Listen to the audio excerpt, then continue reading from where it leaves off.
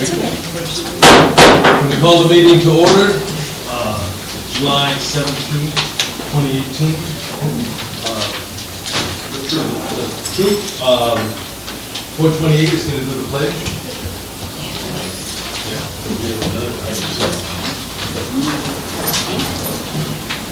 Where do I go? Just right here. Alright. Please rise. Please join me in the Pledge of Allegiance. I pledge allegiance to the flag of the United States of America and to the republic for which it stands, one nation, under God, indivisible, with liberty and justice for all. Clerk, would you do the roll call, please? Thank you, you guys. Thank you very much. Councilmember Bach? Here. Councilmember Mascherano? Here. Councilmember Green? Here. Vice Mayor Freeman? Here. Mayor West? I'm here. All right, now we're going to have public comment. These are for items that are not on the agenda. And do we have any first? We do. Some of these that are on the agenda. Chief Sonny Ring? No, he's on the agenda. He's on the agenda. Edward Hernandez? Agenda? Is that the agenda item? Yeah, I'm pretty sure it is, yeah. We don't have any? Yeah, that's not on the agenda. Yeah, it's not on the You're agenda. going to speak, Marco, too? I'm here again about the chicken festival. I thought LaForge was going to be here. No? Evidently not. Don't worry about it. Yes, about the chicken festival. We didn't get our paperwork in on time to be on your agenda tonight. And so when I talked to her, she said maybe to ask you for a special meeting or something. Mr. Mayor? Yeah. We suggested, or I would suggest that we take this up during the community development report. Okay. And discuss it briefly because it would be pertinent at that point. Does that make sense? So we'll maybe we Yes, sir. can. Thank you. Sure. Great idea. Thanks. Any other public? Oh, yes. Joey Cosio? Jolene Cosio, 181 Lang Street. I thought from talking to my neighbors there'd be a lot of people here talking about this, but apparently they're either going to put it under another subject or they don't like to show up at city council meetings. But there's a fence on 6th Street that is 8 feet tall all the way to the sidewalk. And I liken things like this to a little kid who steals a piece of gum and gets away with it, and then the next time he steals something a little bigger and a little bigger and a little bigger, and pretty soon you have a criminal. To me, code enforcement is the same thing. You let people get away with something, especially something as obvious and ugly as this, an 8-foot tall fence all the way to the sidewalk in a residential area. And this just isn't working. We're paying extra to have code enforcement. There's no red tag on it. And it's a problem. And other things like this are also problems. And we really need to get after these people and get our code enforcement going, because each time code enforcement slips up and doesn't enforce one of our city codes, which is a 3-foot fence in front of your house, not an 8-foot fence, people get emboldened, and more people do it, and it's extremely ugly, unattractive, and I would just really like to see the city get after these sorts of things. Thank you. Thank you. Where's Michelle? Anybody know? No. She get a better offer? You want to recess? Any other cards, Mackenzie? We have one for Margaret for the rib cook-off. Okay. That'll have to wait. That'll wait. It's on the agenda. Okay. Well, I'll make a note for Michelle on the code enforcement. Is that Marjorie Palmer for the rib? No, we're gonna wait on those. Okay. We're in the agenda. All right, so that's end of public comment. We're on consent agenda. Move to approve. Motion and a second. I'll second it. Motion and a second. All in favor, say aye. Unanimous. Item number 4, presentations, informational items and reports. Legislative update, Assemblywoman Anna Cavallero, but she is not here. Oh, good Lord. Okay. Treasurer's report. Chuck?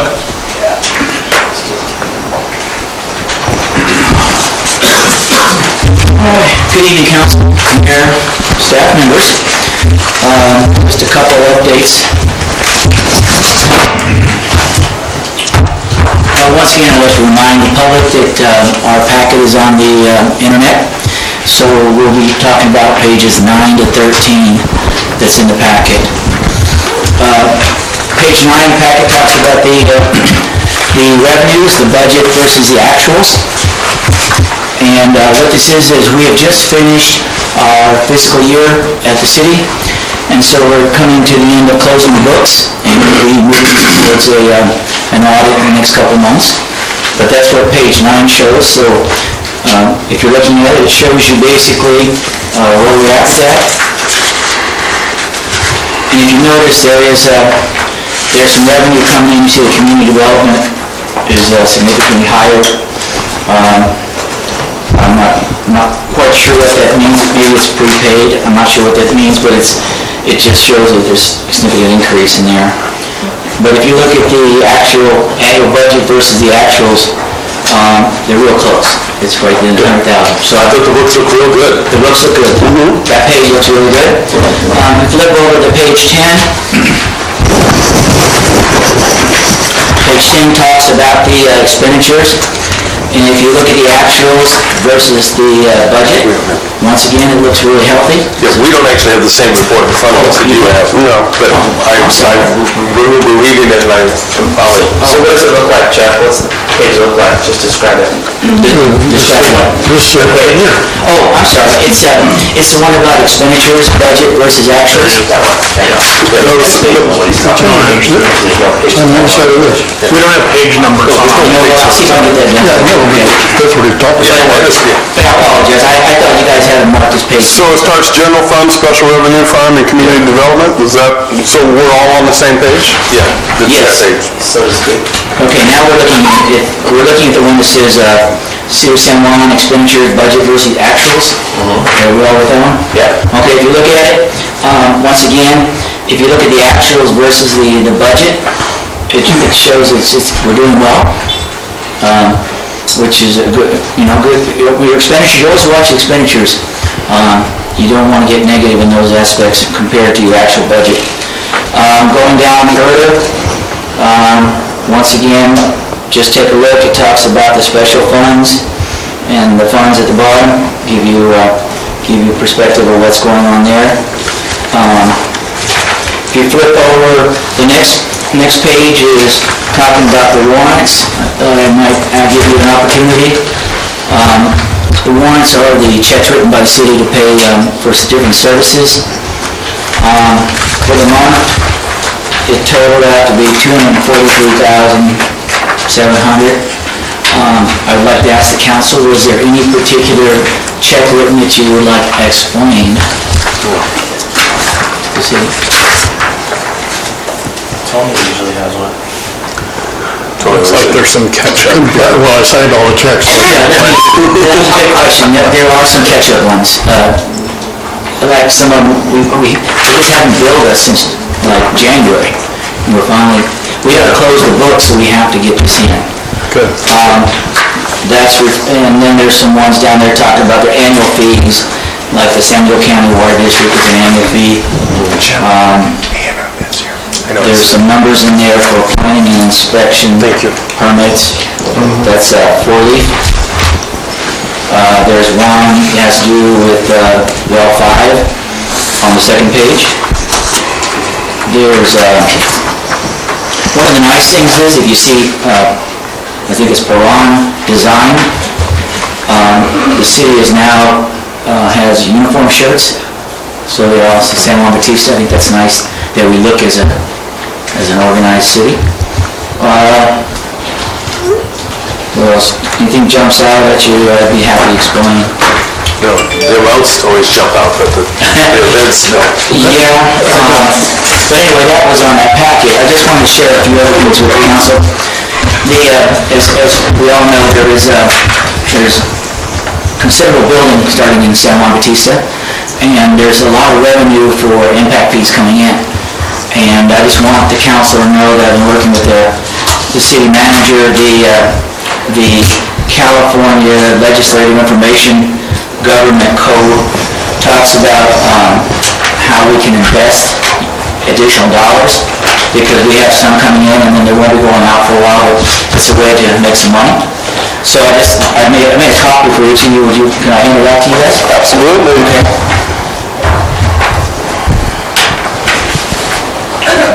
I think that one good too.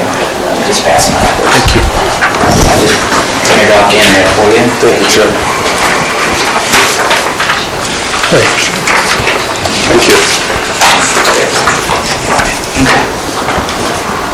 All right, so that just explains basically, to the general public, I just want to say that explains how cities can invest their revenue. We have certain guidelines that we have to follow, so that's what that government document shows you. Once again, remind the public that the council went through a lot of special meetings to establish the budget for this year, and the budget is also on the internet, so you're welcome to go to the internet to check to see what the budget represents. It's a pretty good sized packet, so it's there. Really trying to get real transparency out there for everybody to see what the city's doing. It's really important. A couple more things going on I want to share with you is one of the things that we have to review every year is called our investment policy. So the city... We just did that. Okay, and I just want to let the public know that each city has to have their own investment policy, and it's required by law once a year, I believe, to review it. So that's what we're working on. I think it's done now. But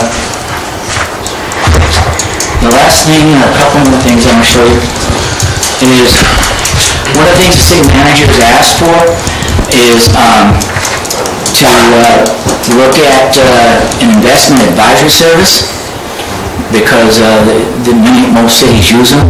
So that's one of the things the city manager will be discussing, bringing forth you a possible advisory service that you might want to help on the investments.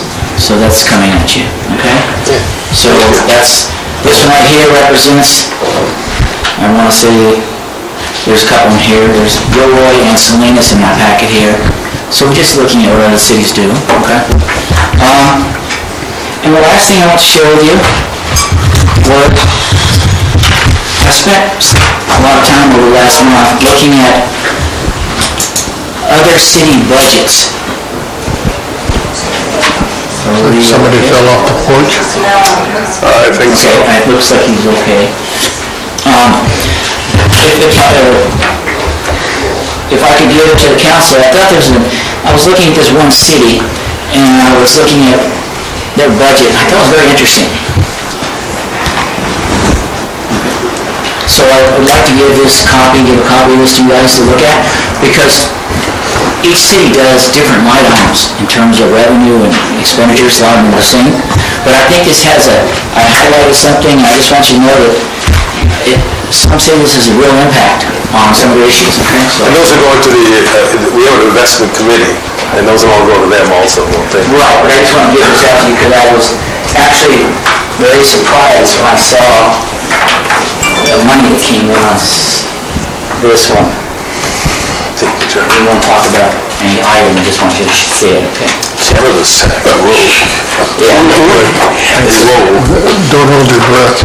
Yeah. Okay. Oh, for $900,000, I will hold my breath.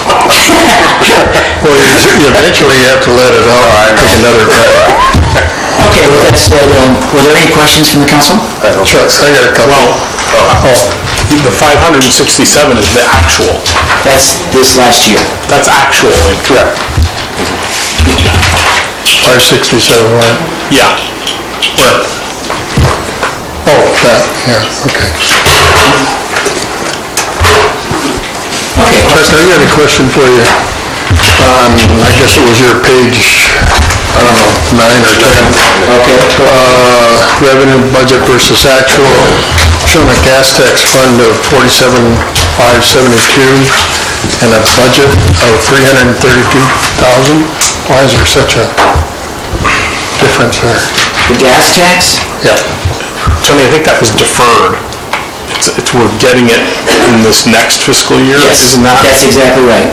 Oh, okay, It's coming to us. all right, thank you. It's in the mail. We haven't booked it in yet. This is city treasurer thing. One other question, have you talked to the library yet about those computers? I haven't talked to the library staff, but I know Michelle, and we're gonna make that happen. It's gonna be good. And what we're talking about to the public is, one of the expansions in the library is looking at doing a Wi-Fi with like small laptops called Chromebooks, which will really allow people to sit different places and use the internet. And so that's an exciting part. Okay. All right? Thank you. Okay, thank you all. We're going to move the agenda back to 4A, which is Anna Caballero's update, because I see she has arrived. Oh, nice. Hello. Good evening. Thank you, Mr. Mayor, and for the opportunity to be here, council members. It's a pleasure. I want to just start off by saying that I always absolutely love coming to San Juan Bautista. I was hoping I'd be able to stop by the bakery and get me something to eat, but I got caught up at the office and couldn't get away. Let me just start off by saying that what I intended on doing here today, and I'll only take a few minutes of your time, is tell you a little bit about what I'm working on, but more importantly hear about the issues that you're concerned about and ways that I can be helpful. The state just passed one of the largest budgets that we've ever passed, but what is really good about it is we also passed one of the largest reserves that we've ever had in the state of California. Part of the reason is because California's budget cycles we usually have 8 years of a good budget, and then there's a recession, downturn in the economy, and we're coming up on the 8th year. And so we want to make sure that we have money in the bank to be able to meet all the needs that we have in the state of California, and to make sure that, from my perspective, that we're not coming and taking local revenue away from cities and counties, because that's what happened when I was the mayor of the city of Salinas. And so we have a very healthy reserve that should get us through a downturn in the economy. If it's a moderate downturn, we're going to continue to focus on that. Our priority this year was funding education, both at the K through 12 and the university systems. It's the highest funding for education that we've had in many years. And that's really important, because what I heard as I've gone around and had town hall meetings and coffees and speaking with people is that people are concerned in rural California that we're falling further and further behind economically the rest of the state. And we have these pressures coming from the Silicon Valley to house their workforce, and they make a lot more money than we do around here, and it puts pressures on all of our infrastructure. And we're having a challenge keeping up with all of that. And so a big part of what I've been looking at is how can we put money back in the pockets of people that are working really hard, and how can we also fund the services that people come to expect and they absolutely need as people are moving further and further away of their place of employment. So number one is that we passed SB 1, which is the gas tax. That will be on the ballot this November for a repeal. I obviously support the gas tax because we have a desperate need to improve our road systems. This gas tax helps cities and counties to be able to maintain the roadwork. San Bautista is going to get $81,000 a year to be able to start doing the resurfacing and the pothole fixing and all that kind of good stuff that's really important. And I would urge you to use that money so that you can show residents here that it's important to support the gas tax. And what I tell people is, I've asked them, has the gas gone up more than 12 cents since January? And the answer is absolutely yes. A majority of that gas tax has nothing to do with the gas tax. It has to do with what's going on in the Middle East. And that we can't control. That will happen anyway. The part that goes towards the gas tax provides us with the opportunity to really invest in the infrastructure, and those are local jobs. And so you'll be hiring local companies to come and fix the roads that's really good for business in our area. So encourage you to use that and talk to people here so that they understand how important that is. Number two is that we just committed $500 million to reduce homelessness in the state of California. That's going to be very important because it's going to come here to the county and it will provide the county great flexibility in conjunction with the cities, and it's very specific. It didn't just go to the county and you got to go and fight with them over it. It comes to the Continuum of Care group that has been working on the homelessness issue, and it is money that will come through the Housing and Community Development Department based on a census basis. And want to encourage you, it's got great flexibility. You can use it to house people temporarily, to get them mental health services, to get them drug and alcohol services. All of that is really important if you're going to reduce homelessness. And I'm going to stay very engaged in it because I want to make sure it's used wisely and that cities have a say in how it gets spent, because a lot of times there's tension between cities and counties over whose responsibility it is. So I'm here because it's important that you have a seat at the table, that you're there, and that any impacts you see on your population gets taken care of, and that's going to be really important as well. I want to share with you the timeline for 156. I've been trying to get it expedited, and it's, anytime you're talking about a big project, it takes longer to build or to plan than I'd like.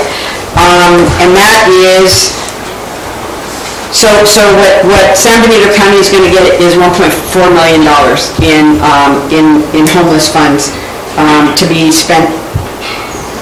Oh, actually, no, excuse me, I'm looking at the wrong list. This is, San Bautista gets $81,000, the county gets $1.4 million a year. And so that will come every year. You'll have a great opportunity to talk about what the road improvements should be, the potholes, and what it should be spent on.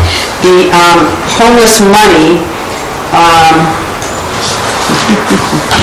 156. So 156, the timeline for that is that the design is to be concluded next October. I've been trying to get them to advance these dates, and anything you can do to help me do this would be great. The construction starts in July of 2020, and the construction ends in August of 22. So there's going to be a lot of construction going out there, but I've been trying to get them to do the design work ahead of time, because I'm really concerned about how it connects with Union Road and how it connects here with the city. And so the more that we can see those plans on the ground and we can have interface on all of that, the happier we'll be. So we've still got a year to go in the design phase. And what's important about that is that it's fully funded, and so that's a good thing. The update on Highway 25 is that there are plans for that, but it does not have funding, and it doesn't hit any of the criteria for priority for the state. So that project is supposed to, that'll be in future budgets, and that's $241 million is what it's projected to cost. And there are some operational improvements that I think would be easy to do. Not easy, it's easy for me to say because I'm not the engineer, but but I am pushing Caltrans to talk about that, and it's right and left turn lanes and stacking lanes, so you can get the trucks on the slow lane and let the cars get by, and so I'm asking that they prioritize that as well, in looking at, rather than doing a whole big rebuild of 25, maybe making some improvements as well. So those are the things I've been working on. Obviously, the biggest concern I have is making sure that we have the resources that we need, and there's been an issue raised about the state park here and what the long-term plans are in regards to that. I'd like to invite State Park to come and have a conversation with you about how to utilize it a little bit better that helps the city. And I'm also working on state parks over the San Luis Reservoir, the Forebay, because that is a state park and they don't spend a lot of money in it. But there are a lot of people from San Benito County that go there, and they go fishing, and they use the recreational area, and if we can improve it a little bit, it would be a big boom, I think, for the economy locally. So anything I can do to be helpful, I want to be here, and thank you very much for the opportunity to talk with you tonight. So I'd like, if you've got comments and ideas, things... I think we have a couple questions here. That's great. See if I can answer. You may or may not know that San Juan's had a lot of water issues for the past 2 years, and I also know that Proposition 68 was passed last June, and I believe 1/3 of Proposition 68 is devoted to water infrastructure improvements.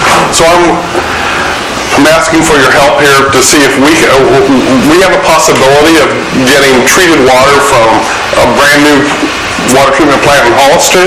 It would take about a 6-mile pipeline. It would be about $4 million estimated. And I'm wondering if we can get some money out of that to help out. That's a big thing. So that's a really good question.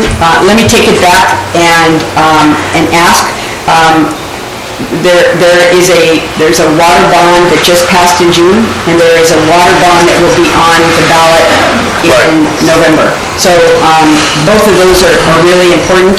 The challenge that a number of years ago, I tried to get some help with the wastewater treatment facility here, and part of the problem was that the state has a policy in statute that if a community has a zero growth limit, that they won't come in and help fix the infrastructure, because the way you can do the infrastructure is by conditioning that on new development. And so the state... We have 3 large new developments coming up. Well, that's good.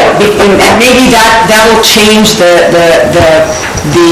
answer that I got. But let me go back and ask, have you done an application for that money yet?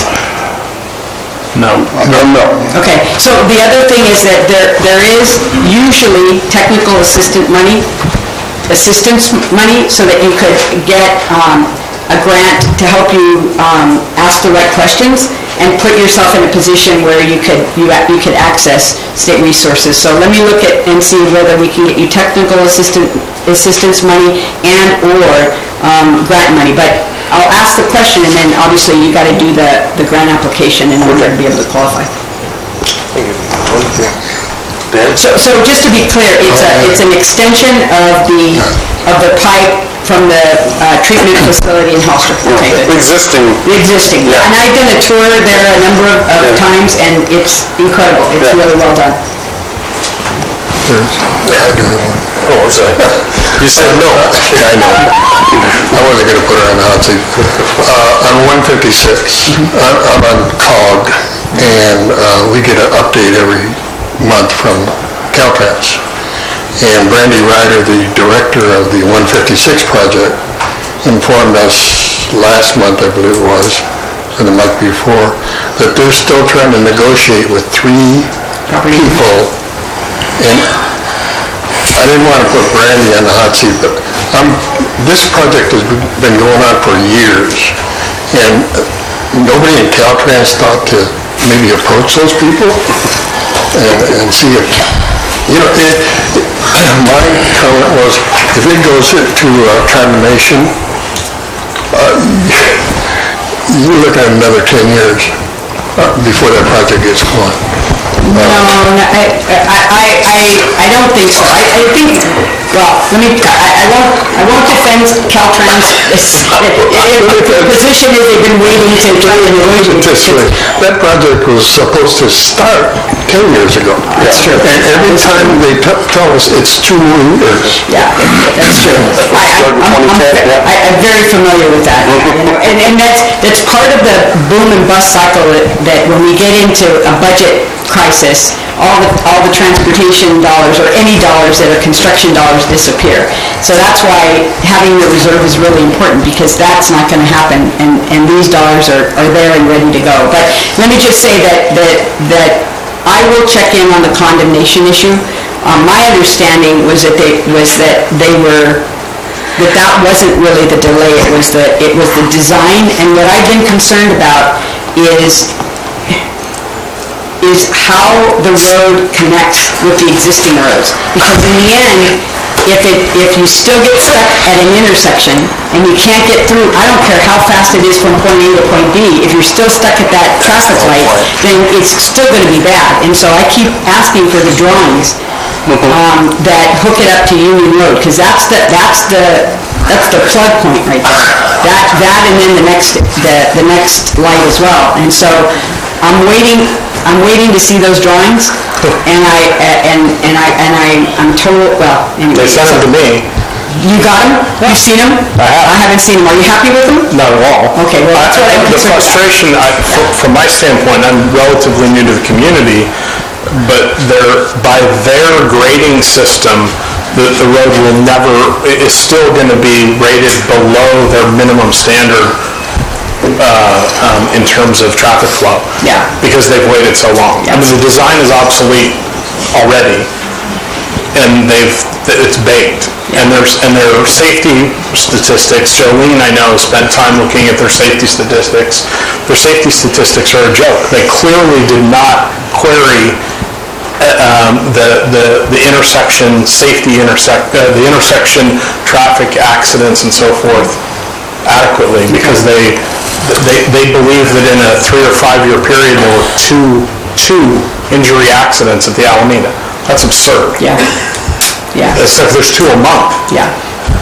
So they're so unwilling to discuss anything, and the way they provide the data is on a PDF that's too small to read. Well, that's what I've It's gotten. like, come on. That's what I've gotten. Yeah, exactly. They don't want to provide the information. They don't want anybody to question them. That's where you can help. Yeah, absolutely. So let me see if I can set up a meeting where you're there, we're there. I mean, I'm there, you're there, and we get them here to talk to us about it, because it's got to work. It just absolutely has to work. You can't spend this amount of money on that size of a roadway and then not have it work. That's all there is to it. Won't do any good. Yeah. So I'll do that. Thank you. Appreciate it. Okay, you have something? Yeah, I got a lot of something. Good to see you again. Assembly Road, Caveat. Thank you. I haven't seen you since I've been there with you and your husband. I think it's San Juan Oaks last time. Congratulations, by the way. Thank you. So you started off your remarks by saying that you're interested in what the thoughts and the pulse of the community is. I can tell you, I think most assuredly, that if you pulled this community, and by community I'm not referring to just San Juan Bautista, but the San Juan Bautista and environment, number one issue aside from water is a legitimate concern. But aside from that, it's traffic. We have seen traffic become so bad around here that it's intolerable. When I say intolerable, none of us in this room would ever dream about going to Gilroy on a Sunday afternoon on Highway 101. Me too. Hollister. No, Hollister's a separate question. I was going to get to that. None of us, Highway 101 is bad. 156 heading east used to be bad in the old days well, it was never bad in the old days, but then it became bad on a Friday afternoon. Let's say a lot of people heading to the valley and what have you, to Highway 5. Now, today, past 3 o'clock, it'll take you, I don't know, what would you guys say? Half hour to Hollister. Half an hour, 45 minutes to Hollister. It's bumper to bumper east. It's bumper to bumper. I've talked with my friend and yours, Jimmy Panetta, about this from the federal standpoint. I talked with Sam Farr about this prior to him. and something needs to be done. Something needs to be done. I'm telling you, from this community standpoint, traffic is intolerable. We cannot go anywhere. We feel landlocked often here. It's really bad. Part of the reason for 156, as I think you know, is that I formed Safe San Juan Valley. I've been dealing with the 156 issue for 10, 15 years. I sued Caltrans twice. I won both times on the design issue. And the reason that we all did Save San Juan Valley is because you may remember from our recent campaign, the bridge to nowhere, I think it was in Alaska or something. 156 now, as currently designed, as you point out, is a road to nowhere. It's the design that Caltrans is pushing is 4 lanes to Union Road to go to bottleneck back down to 2. What have you accomplished? Nothing. You've chewed up tons. The Caltrans has chewed up tons and tons of prime, the most beautiful farmland anywhere. They compare the farmland in San Juan Valley to the Nile River Valley. It's beautiful farm ground. You're going to chew all that up in order to accomplish what? To have everyone back up at Union Road. The problem is Union Road. You can get PDFs. Chris says Councilmember Milanes has said he has seen them. When you see them, it's not going to include an overpass. Right. It's not going to include a roundabout like the group that we formed did. We provided all of these alternative designs. We went to great lengths on Safe San Juan Valley. I don't know if we have seen those designs. We'd be happy to provide those to you, but we hired the best designers in the nation, especially on roundabouts. This was before roundabouts were the thing. These guys in Florida, they do roundabouts all over the place. Now they're very popular. But a roundabout at 156 and Union something that allows traffic to move through. But unless and until the intersection at 156 and Union is solved, you're not accomplishing anything. You're blowing money away. Nothing's going to change. And then after Union, there's another traffic light after that. Right. So what are we doing? It's a big problem, and I encourage you to look into it. As regards Caltrans, good luck. With Safe San Juan Valley, we had the ear of Governor Brown and his transportation secretary. They were trying to lean on Caltrans. Caltrans seems to me to be kind of akin to the FAA in that there's no one really overseeing that. If you think that through your office and your prominence in Sacramento you can exert some kind of influence, God bless you. But they're a tough institution. And San Luis Obispo, the office that governs our area, has been really, really hard to deal with. That might be the solution, is to get us redistricted. If there's an ability to move us with Santa Clara County out of San Luis Obispo's jurisdiction, I think we'd all be thrilled to pieces. Here's the irony, is that the district to the north, which starts at those Rappazzini cement silos, right. That's where the district line is. That district is governed by Oakland. Okay? We're governed by San Luis Obispo, 4 and 5. And that district has a whole nother east-west plan going on for the 152 through there. It's like a super highway. They might bring the train through there. They're further along than the 156 district, San Luis Obispo district is. And the question becomes, why do we need 2 east-west major expensive corridors that are within a few miles of one another? Don't we just need one? The problem with transportation east-west is that people on 101 need to get to Highway 5. Right. That's been the problem forever. Okay, well, let's solve that problem, but let's have it be a concerted thing. And I asked these guys, I said, don't you guys have Christmas parties? Like, oh, we're doing a big major east-west thing. Oh, really? Us too. District 4 and District 5 don't talk to each other. They don't coordinate. And it's a huge waste of public funds. All you need is a really good east-west corridor. And I would submit that the really good east-west corridor is to the north of us, up in South Santa Clara County, that goes from right around 25 and cuts through and hooks up to Pacheco Pass, and boom, you're there. It could be a toll road. I know there's a lot of different ideas floated around about that. But this thing that's proposed for San Benito County makes no sense at all, besides the fact that it's going to lose us a whole bunch of farm count. So that's my spiel on with. As you can see, I've been kind of involved with this issue for a long time. On the state parks thing, I've talked with your former friend and mine, Rusty Reyes, about this, about the possibility with this California State Parks of returning the Plaza Hotel to be a functioning historic hotel. Rusty said to me that he had some inroads with the state parks, because as you know, he used to be a part of the state parks, or the head of the state parks, I think, wasn't he? And he was supposed to set up some meetings. That never happened. But I think that if the Plaza Hotel was returned to a functioning, awesome, historic hotel, I mean, it's a beautiful location. It could charge $200-300 a night. The revenues from that thing could serve to renovate the rest of the buildings, the Plaza Hall, the blacksmith stable, I mean, all those buildings. It could be a win-win. It would be great for the town. We'd get the TOT tax.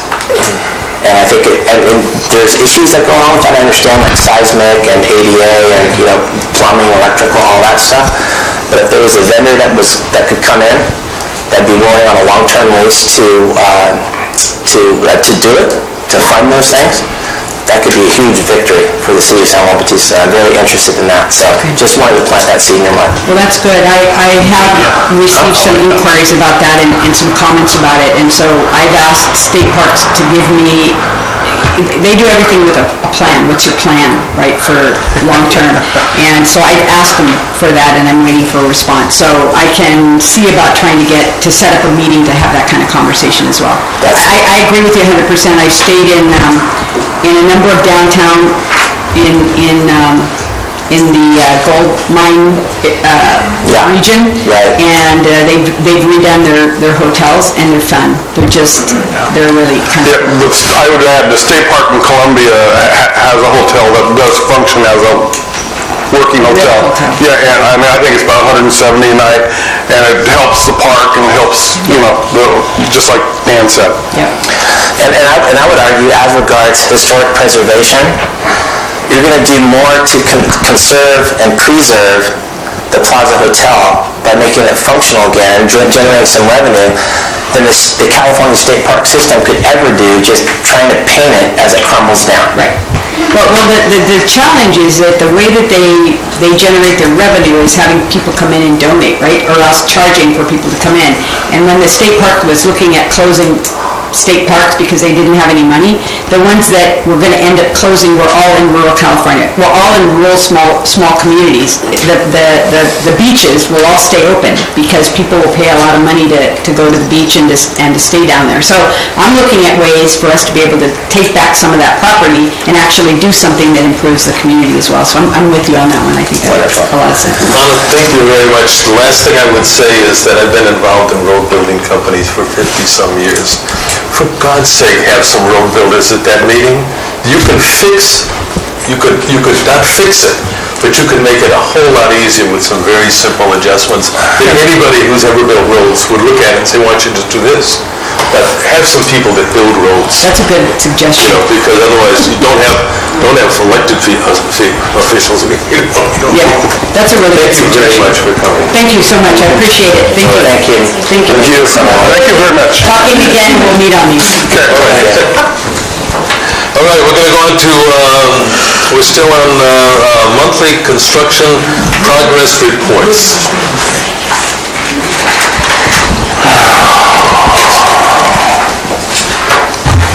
Mayor, council members, Patrick Donovan, city engineer. So it lists week by week the activity that's gone on at Rancho Vista, which continues, including the bridge at First Street. They're going to wrap that up. And so some landscape work, trail work, and then just jumping to Copperleaf, basically they're working on they're not working on the infrastructure, the roads, they're waiting a little, they're not doing any work that the city engineer oversees. Any questions on the construction progress report? I got one. Sure. What was going on out there last week? It looked I don't know what it was, a huge crane or... This is at Rancho. Yeah, Rancho Wilson. So yeah, they were driving piles for the First Street Bridge. Oh, okay. And then another truck that I saw was with a long arm was pumping concrete. Then they pump the concrete into the drilled piles. Oh, okay. So yeah, there's I think an acronym possibly in here in the middle of, I don't know what page it is, but it talks about CIDH, cast in drill hole piles. That's what it means. No, I was just curious. I saw that thing about 4 stories tall. I wondered. Yeah, no, it's very That's tall, that's true. So any other questions? No, sir. Okay. Anything been done about that wall? Sure. No? Ask them. Has anything been accomplished about the wall? Which wall? No, which wall I'm talking about. The brick wall, or whatever you want to call it. The retaining wall. Keystone, the wall that was built as the Keystone retaining wall, that's what was approved. So I know City Manager Michelle is talking to them about to negotiate the difference in the cost and to do something here in the community. And I'm tasked with what is that delta? And she asked me for this a while ago. I spent some time on it today. It's actually rather difficult, and I think what we may end up doing is asking for invoices to understand. We get some information, but it's hard to believe that that's the cost that they paid for that wall. And also when I go to outside vendor supply houses to get the cost, but at the end of the day, that's what I'm going to pull together and give it to City Manager Michelle, is here's what we think the Keystone wall costs, and here's what we think and believe what they should have built, the rockery faced wall. But that's a decorative wall. It'll come down to the cost of material and then an estimate as to the man hours it took to build that. But yeah, that's 670-foot long wall.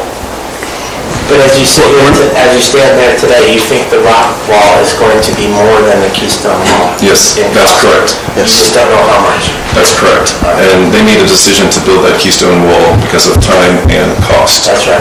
Right. And they finally admitted that. I have one other quick question. The sewer line that ran through there,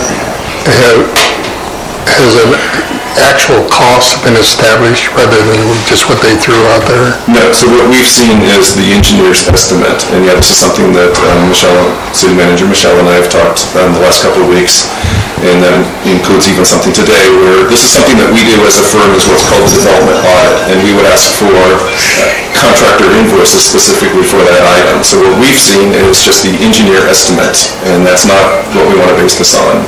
We need to see contractor's invoices specifically for the 18-inch sewer line that was put in. Yeah. So that's an open item. Me being simplistic, I was just going to call up a pipeline company and say, hey, how much to put in an 18-inch? Correct. I didn't know how long it was. I don't know the number off the top of my head, but I do have it at my fingertips. Thank you. The one's about 2,000 feet. 3,000? 2,000. Oh, 2,000. 1,677 feet. And so we have in our mind what that will cost, and it's pretty far away from what they're telling us. They pay for it, but they won't provide the actual invoices yet. Was that the $450,000 that they estimated cost? Yeah. And I think that's way high. Finished grading on the project. $87,000 contingency and a bunch of other. I think that's way high. Any other questions? We're going to open this up for public comment. Anybody have a question on this? On the monthly construction report? No cards? All right, we move on. We don't need an action on that. City engineer's report. Public works report. Joe, we did not get a report in time to make the agenda this week, so we'll go through it next week, or next meeting. There's one in the... It's outdated. Yeah.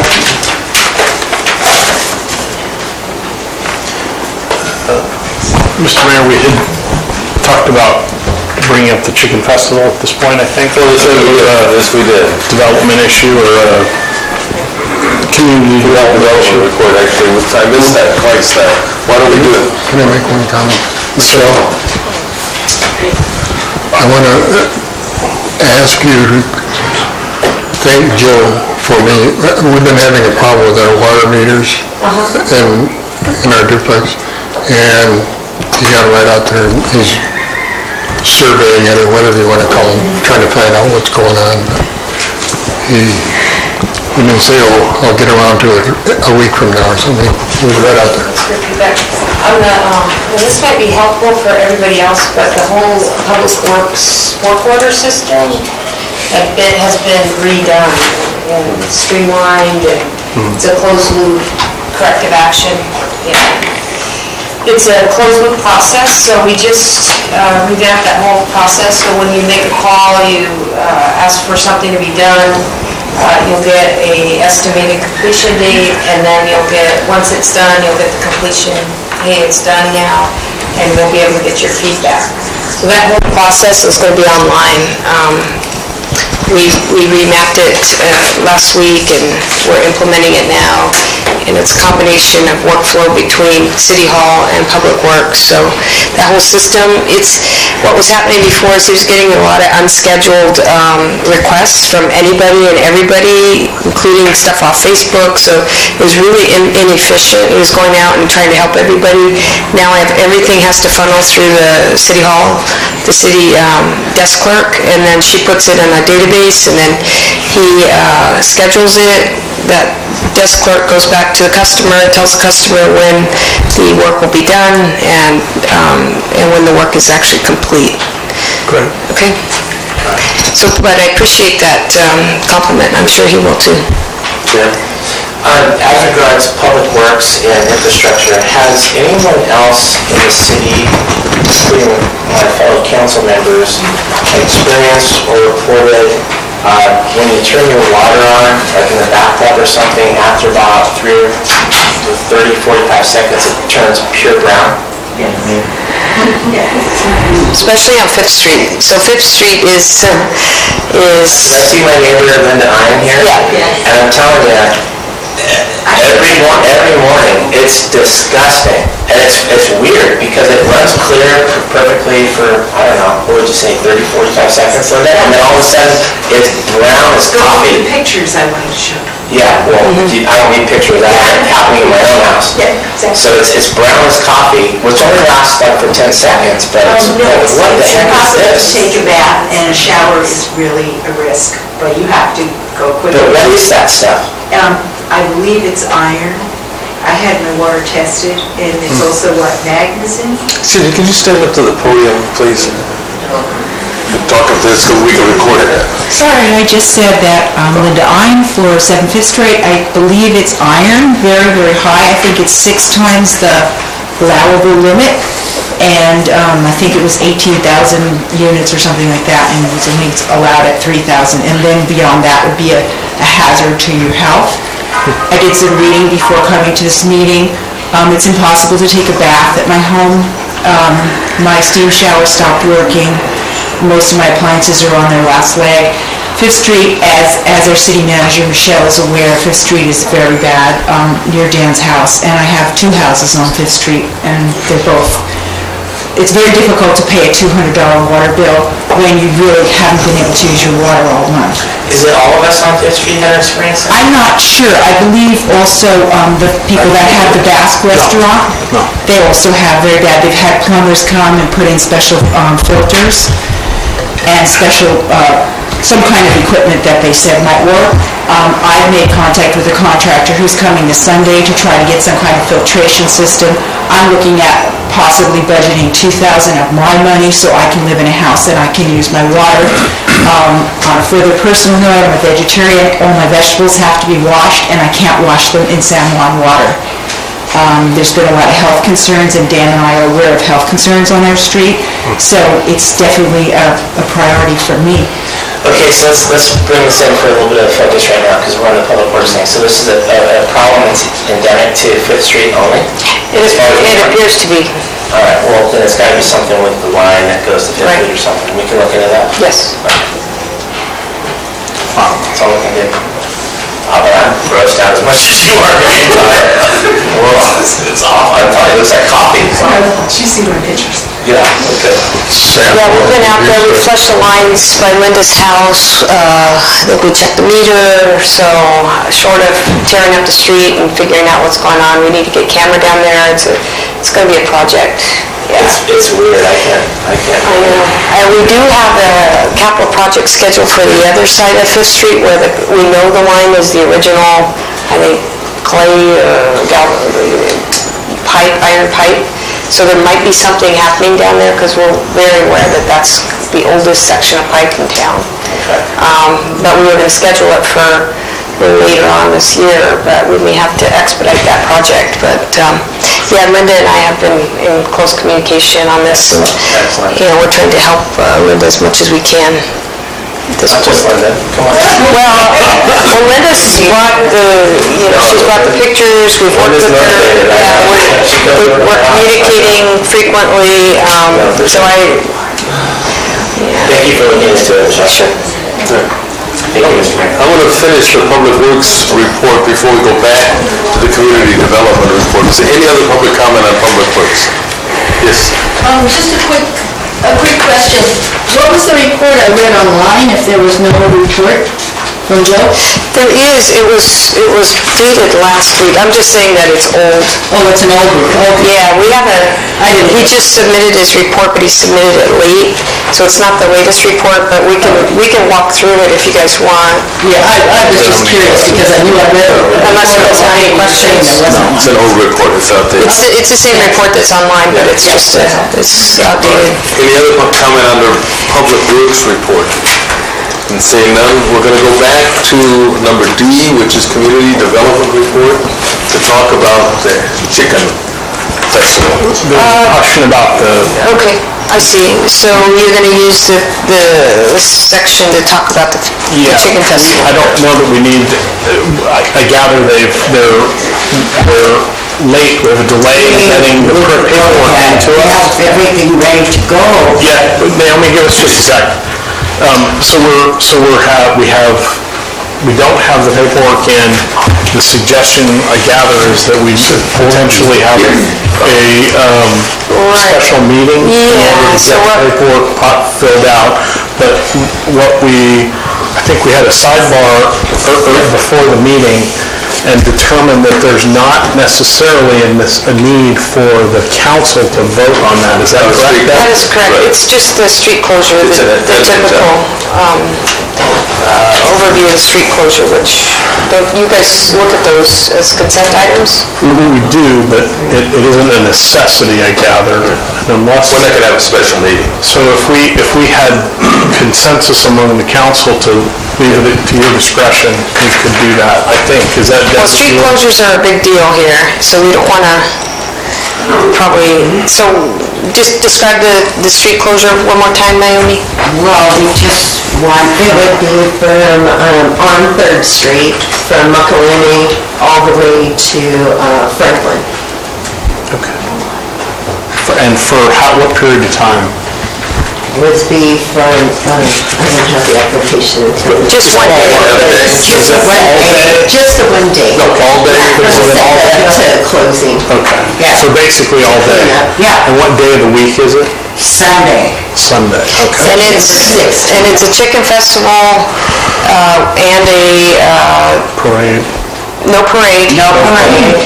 And it's a yard sale kind of stalls. And chicken barbecue contest. And chicken barbecue contest. I caution you not to discuss this too much because it's not on the agenda. So really the issue is whether you're delegating authority to the city manager. The city manager to close the street. I would suggest that we do that. Does anybody object? No. No, okay.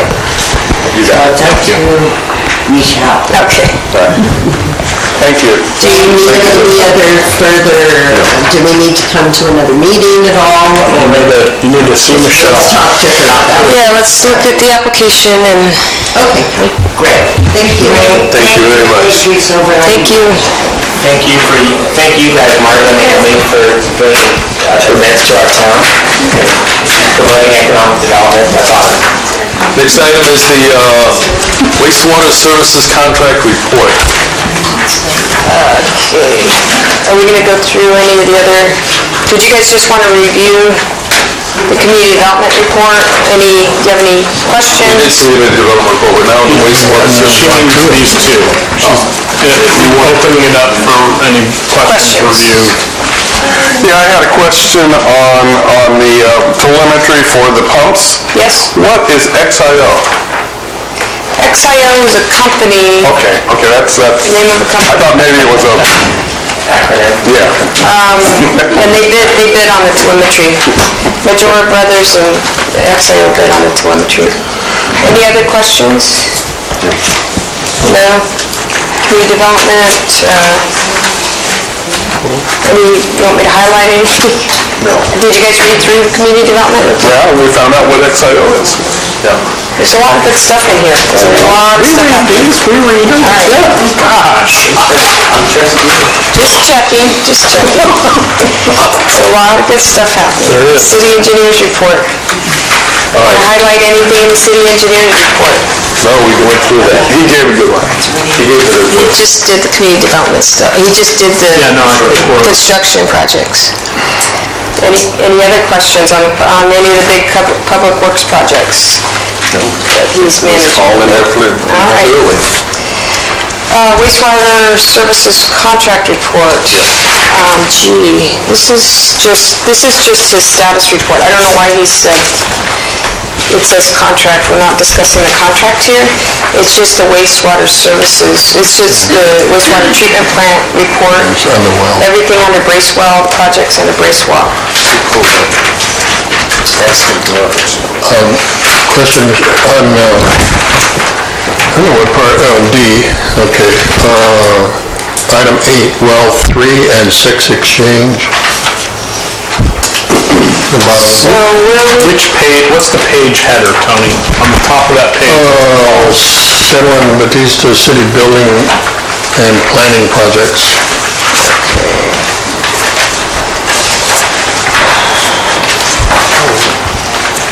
And it's number 8.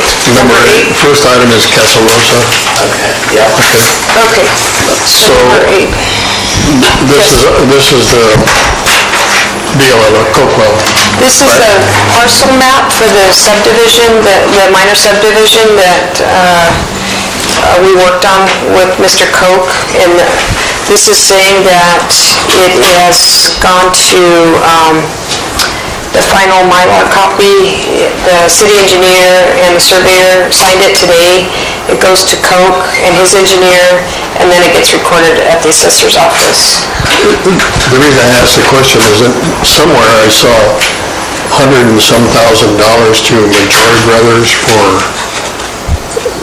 hooking that up to... That, the bids, so you're jumping to another... I saw that. It's on the agenda. It's agenda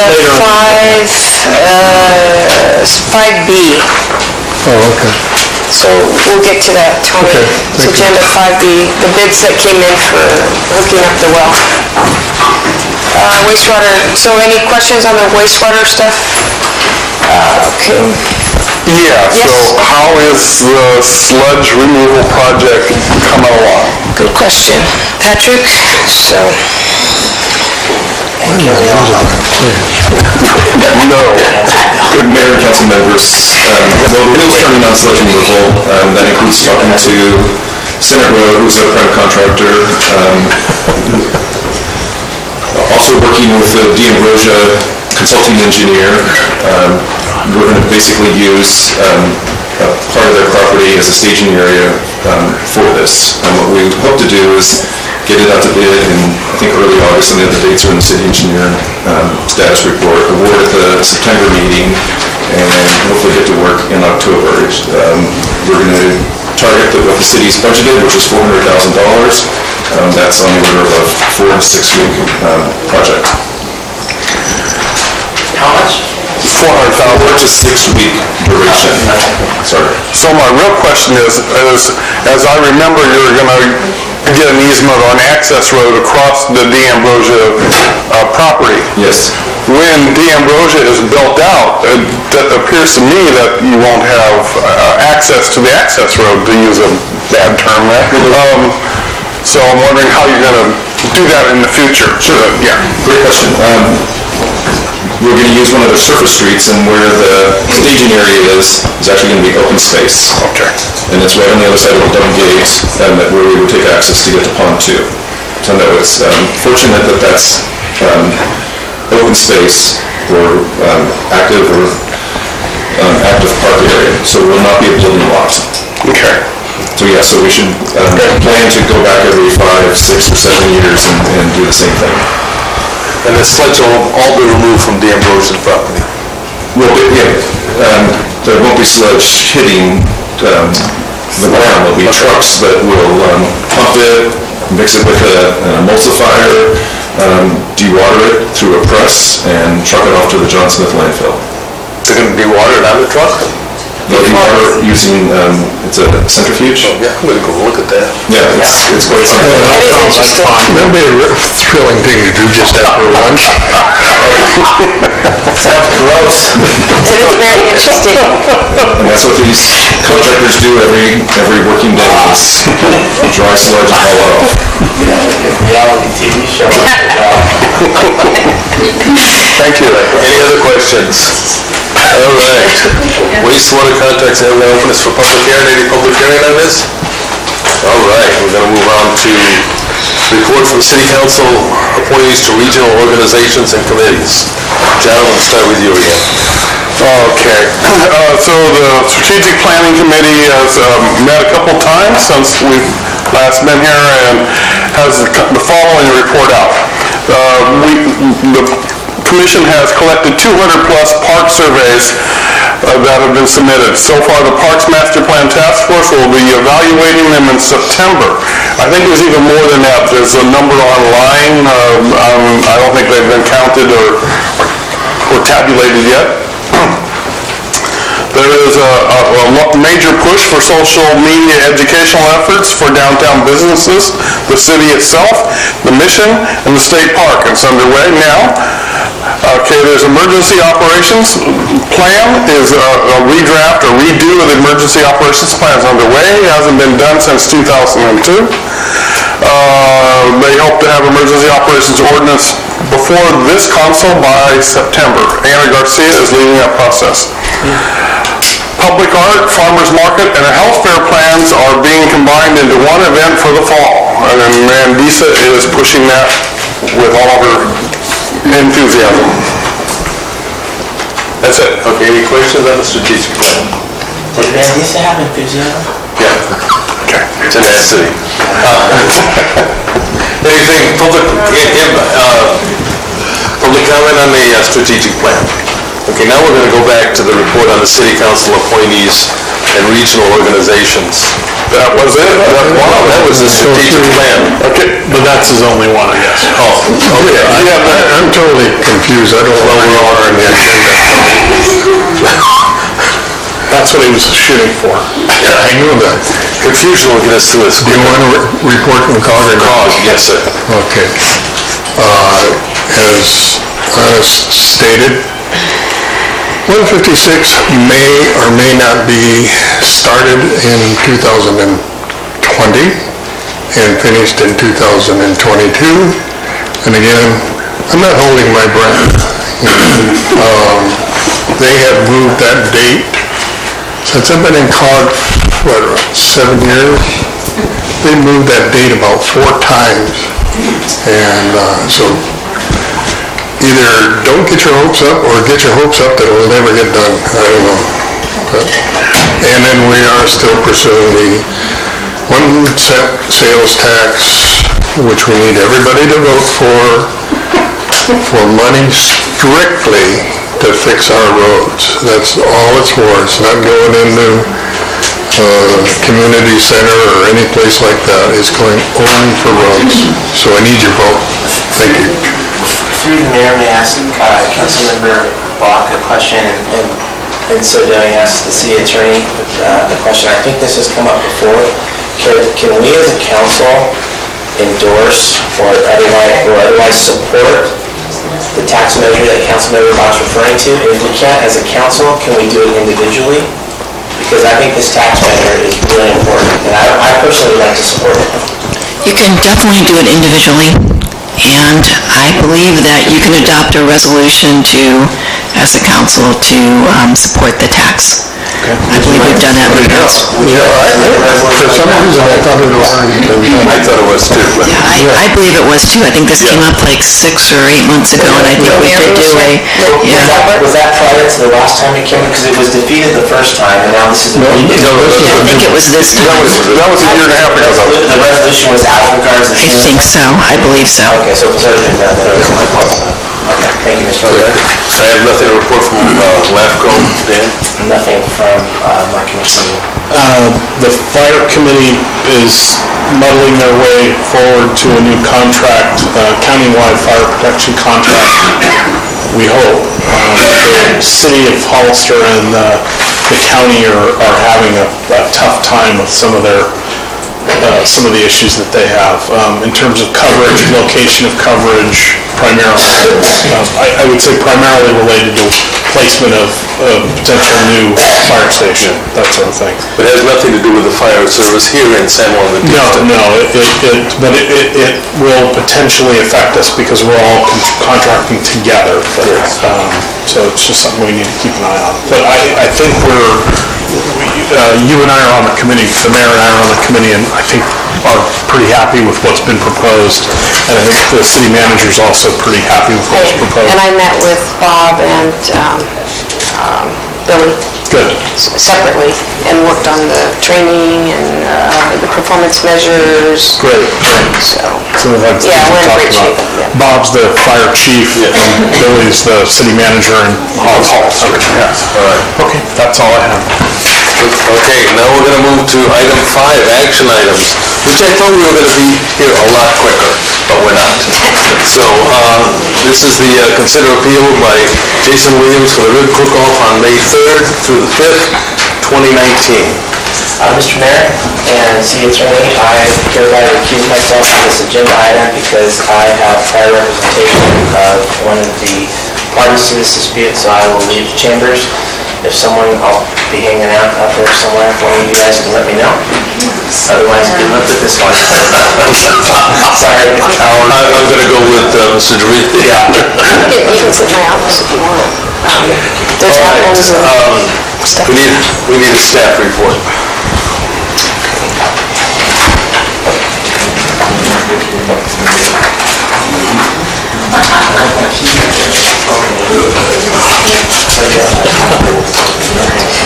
So,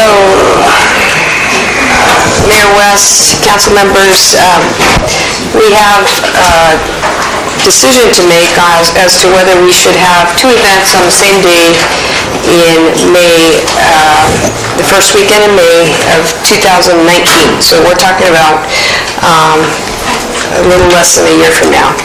We're discussing this weekend because we had a high traffic weekend this year when we had the dual events. There were some issues as it relates to the difference between the 2 events and that they don't necessarily bring the same crowds into the city. There were some concerns raised about safety and security in the streets, and there was some concerns raised about some of the trash over near the Indian market, as well as some concerns around the vendors at the Indian market not making as much money this year. On the other hand, we have many of the business owners, I would say the majority of business owners in town, stating that they had the biggest year that they've had in the history of their business when we did have these 2 events on the same day. So there's a lot of support to continue to have them both on the same day. And then I would say there's a middle road where we're trying to do things to mitigate the impact on the Indian market. I think the rib cook-off attracted more folks in the Indian market, so now we're trying to, there's this middle road where the rib cook-off event planner is working with the Indian market event planners to help them to do some signage, some wayfinding, some parking solutions. One other thing, the school did lose some revenue on their parking because we lost the parking lot to the Indian market, and there wasn't enough parking down there, so the school couldn't do their typical paid parking. So we're working with the school and all three entities to come up with a solution on parking such that the school won't lose that revenue. So there's pros and cons to doing the dual events. I will say the actual results from doing the dual events, the financials were beneficial to the city from a tax perspective, from getting people and attracting people to the town. There were no known or reported security violations or security issues. Or emergency response issues that day, or the whole weekend. There weren't any. However, I will say we did open up extra parking using some of the vacant lots. We did put triple staffing on security. So we kind of planned ahead around security and welfare of the folks coming in. So, I don't see that as a major problem. I think the bottom line is you got to hear from the two event planners one more time and then vote. I know in the agenda it says consensus, and that's a little confusing, but I recommend, Mayor, that it be a strict vote because it is an important issue and it is impacting some long-standing event planners here. I've been here 30-plus years, so it's a very important decision that I think would require a vote. Versus just kind of a rough consensus as we did last time. I would agree. Okay. So that's a staff report. And any questions from the council? Yeah. The rib cook-off application was received and I presume paid for on May 23rd. And the Indian Fair was received on June 11th. Are we going to have a problem there that...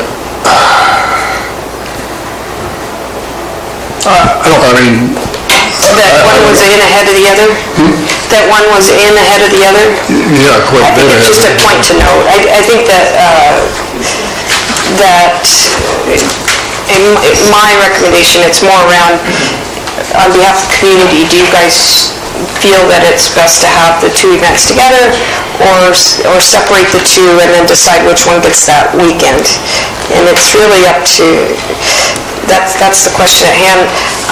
Reason being is they both made it known that they wanted that weekend right after the event. If you go on Facebook, you talk to people in town, it was well known that both applicants desired that weekend next year. Yeah, well, my only concern in pointing that out is that the rib cook-off could say, hey, I was here first. Well, is that a legal issue? And I know it. Okay, thank you. John, do you have anything to... I think I'd rather listen to the arguments first, but I'm still of the mind that they should coexist, and I think coexistence is the best way for right now. Someone has to change my mind, so. Well, I'm curious. I know there was a negotiation going on and meetings going on, and I don't know what the outcome of that was. One of the parties is shaking their head, so that presumably means that they were not able to come up with something. I would say that's very disappointing, because I would agree with John. This seems like something that we should be able to work out, but I guess we should hear from the applicants. Can we hear the applicants, please? And one last thought.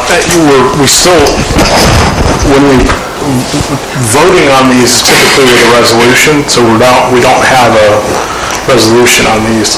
So presumably this would then come back at the next meeting for an official vote too, but... No, I think you'll take a minute action, but do you have, You don't have to. I don't see these two reports in front of you for street closures, et cetera. right? So this is just, you're just looking at Applications. appeal of Jason Williams. We're not looking at approval of his application. Well, That's what it says on the agenda. Yeah, so there would be further, there would be another process to go further. We gotta take the thing off the books, it says. Okay. Okay. The applicant, please? Guess that's me. Hi, can I pass these out? Can I pass these out to council? Sure, yes. Ladies, how are you? Hi. Thank you.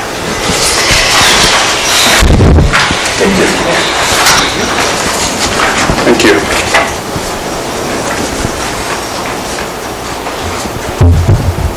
First, I'd like to say thank you, council, for seeing me today, Mr. Mayor. My name is Jason Williams. I've met most of you before. I run a company called Williams LTD. We do about 25 events a year in Northern California and Northern Nevada. Two of which we do in San Juan Bautista, the March Street Festival and also the Rib Cook-Off, which is what I'm here to talk to you about today. Boy, I can stand on a stage and announce a rib cook-off, but getting in front of you guys makes me a little so forgive me for that.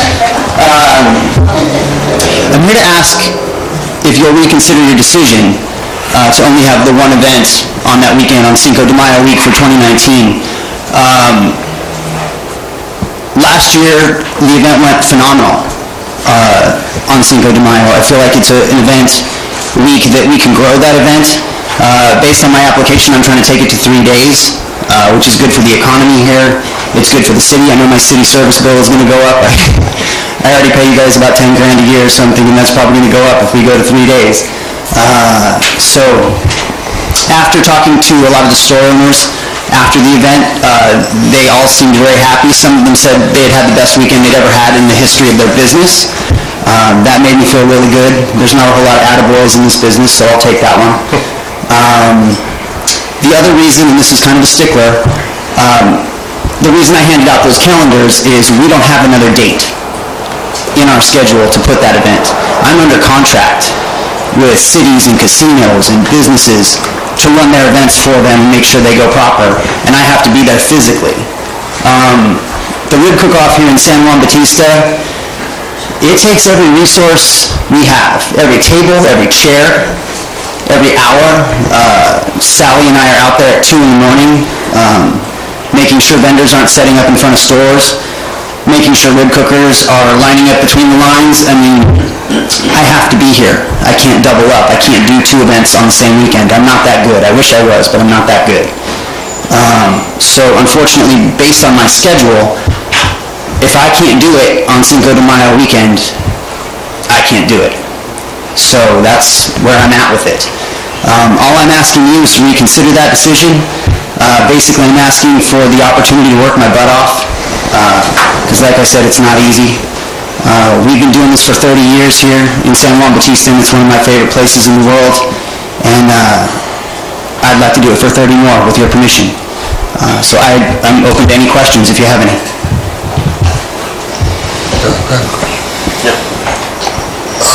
Presuming it went as scheduled this year, is there a possibility you could move it next year? I couldn't answer that. If we did 2019 on Cinco de Mayo, I couldn't predict 2 years from now. Usually my schedule stays relatively stable, so I would anticipate that is the schedule for years to come. I didn't know if it's possible to move it around. Like I said, I wish I could answer that. I can't, but I would have to say I doubt very seriously that I'd be able to move it in the future.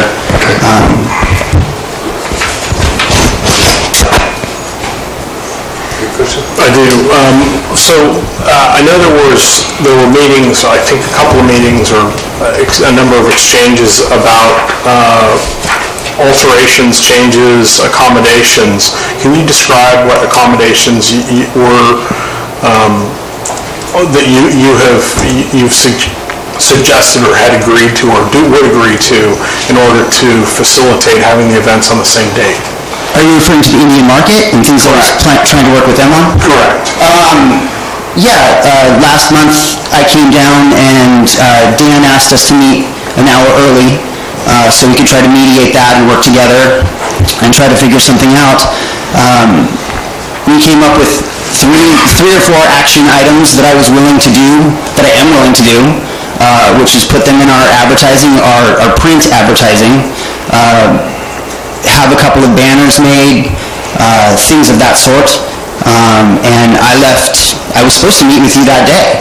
And I left feeling really good about it because we all came to terms in the city manager's office. And I drove back to Reno, woke up the next morning and looked at my text messages, and it was as if the meeting never happened.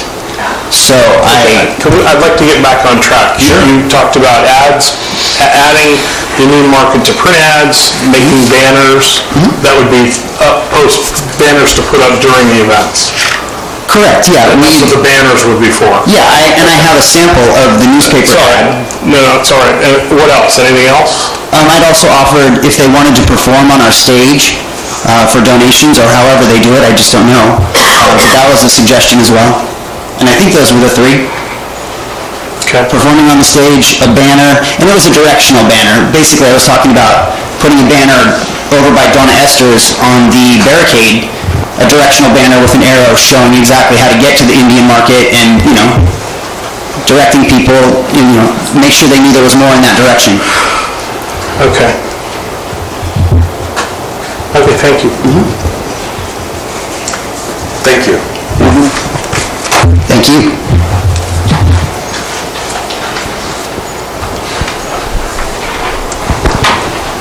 Indian market?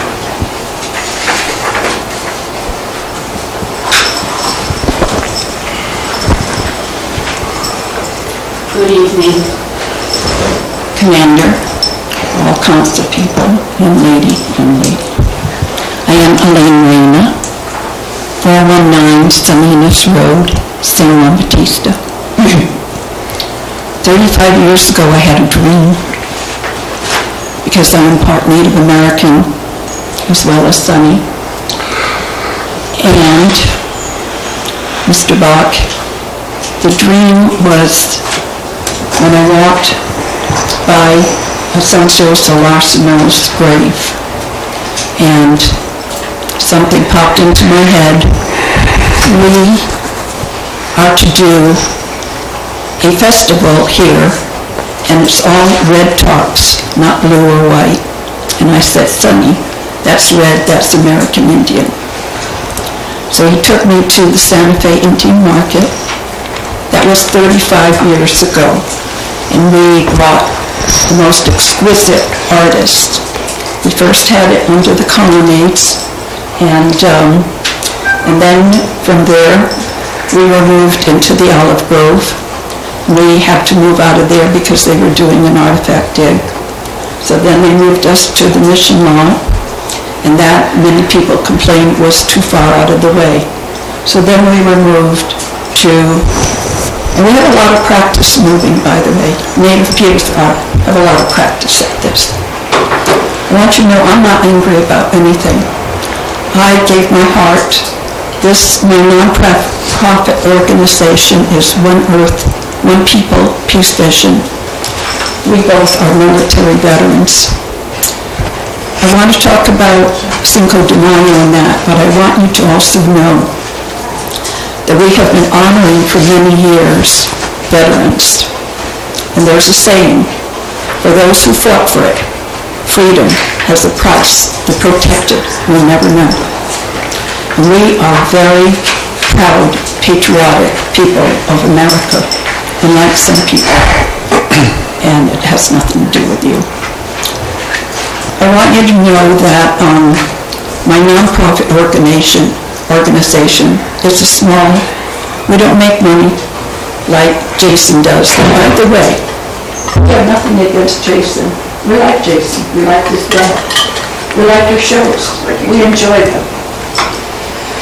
However, it destroyed our native vendors. And the only reason I do that is for the economic base of the native people. Many come locally, wide local area, and many come from distant reservations. And they will gather, one woman will gather all the vendors, all the people, the bakers, the pottery, and all the exquisite stuff, and she alone will come. And she came this year because another native vendor said, you know what, this is it's a small show, but it's great. We have collectors from all over that come specifically to buy our wares. She barely made her gas money from Lukachukai in the Navajo Reservation. So, Cinco de Mayo was very important to us. We brought the Aztec dancers, and it was very flamboyant. And we had it down the street one time. It was spectacular. And but because we're at the school, and the vendors love it there. They love to be in that little, and here's the other thing.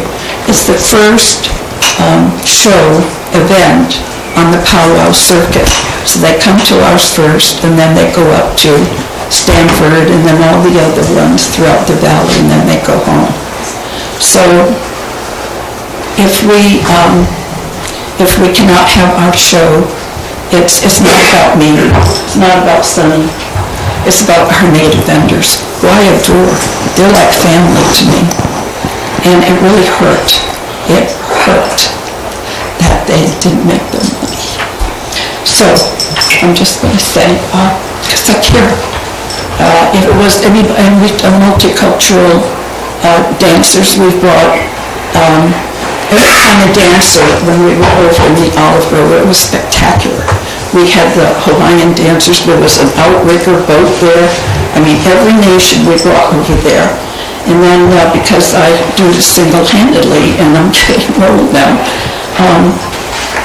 and I have to care of my son who just got out of the hospital, so I'm a little tired. I'm going to try to just read a little bit more. Did you read the 12 or so pages from all the vendors? I put it all in, you did, Chris. You all read those? Okay, great. Those were the complaints from the vendors. Like I said, it's not about me. It's about them. I only do this for them. I could be writing my book and really have something else going on. But the reason that we cannot do this with you, Jason, is because they didn't make money. And Jason, this time, not last time, I asked Jason, please, if you're going to do, because I saw that he had his application, please at least put an ad in your, he has a lot of ads. Put a little block ad in yours. He didn't do it last year. But now that it came up, that we're in a difficult situation here, he said, well, he would put that out, that'd be nice, and put the banners. And, but I don't know how we could possibly coexist if my vendors can't make money. And here's the other thing. It's 35 years ago we started this. The collectors, and we're high-end, and high-end on all the wares because they're all handmade. I want you to know, people, this is an exquisite show. And I had to call out about 5 vendors that kind of got in somehow, and they brought from some places that were not made by them. So it was, we just tried to make it an exquisite show for this town. And if we have to move again, we will. It's not a threat, but we know that we don't know any other way. And if my people can't, and as far as honoring the veterans, well, Commander Michelle was honored there, a 99-year-old. I thought this was a wonderful thing for us to do, to honor the veterans who fought for freedom. I was a medic, believe me. You don't want to ask. So, because we're a small nonprofit organization, virtually volunteer, and I don't know if I did say that it's the first weekend of the powwow circuit. So It's also non-alcohol, it was a family event, and that caused a problem. Dan really tired us out to the superintendent of the school. He complained to me that there were bottles over on the elementary school line, not on ours, but that people were drinking because that's the difference between his show and ours. And I'm not condemning the alcohol, but it doesn't resonate with what we do. And so, let me just see what else.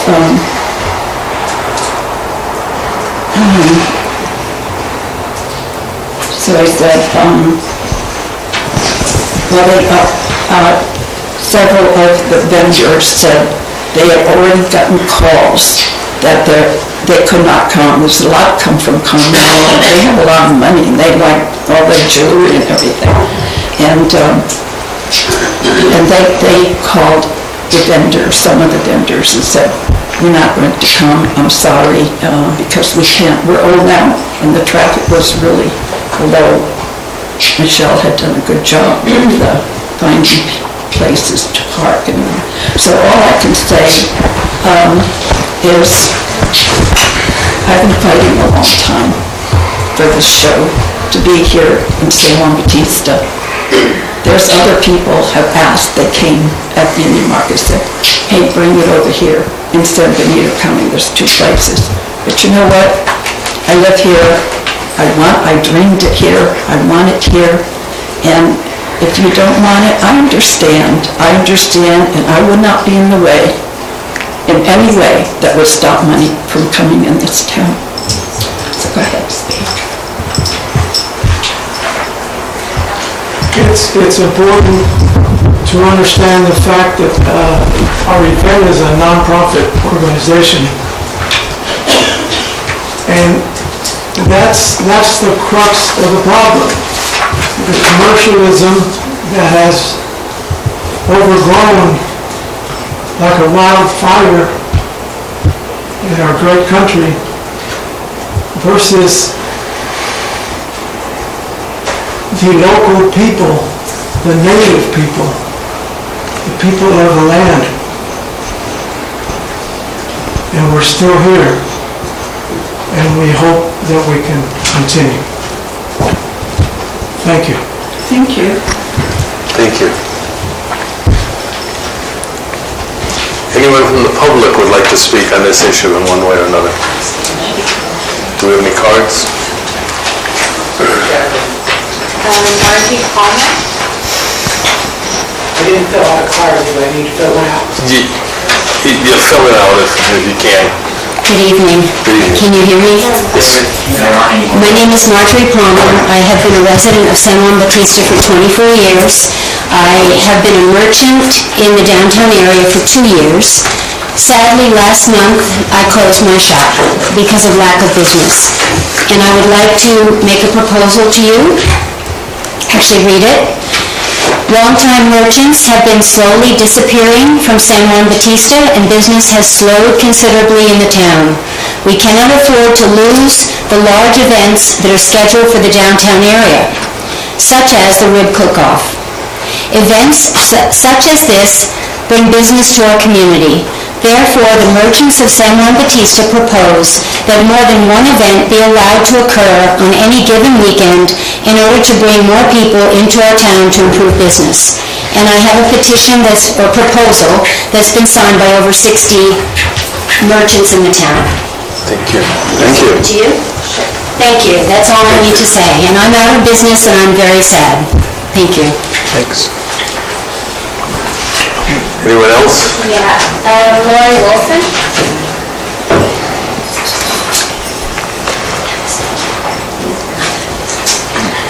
Mr. Mayor, Vice Mayor, City Council, my name is Lori Wilson. I am a business owner at Bears Hideaway on 402 3rd Street.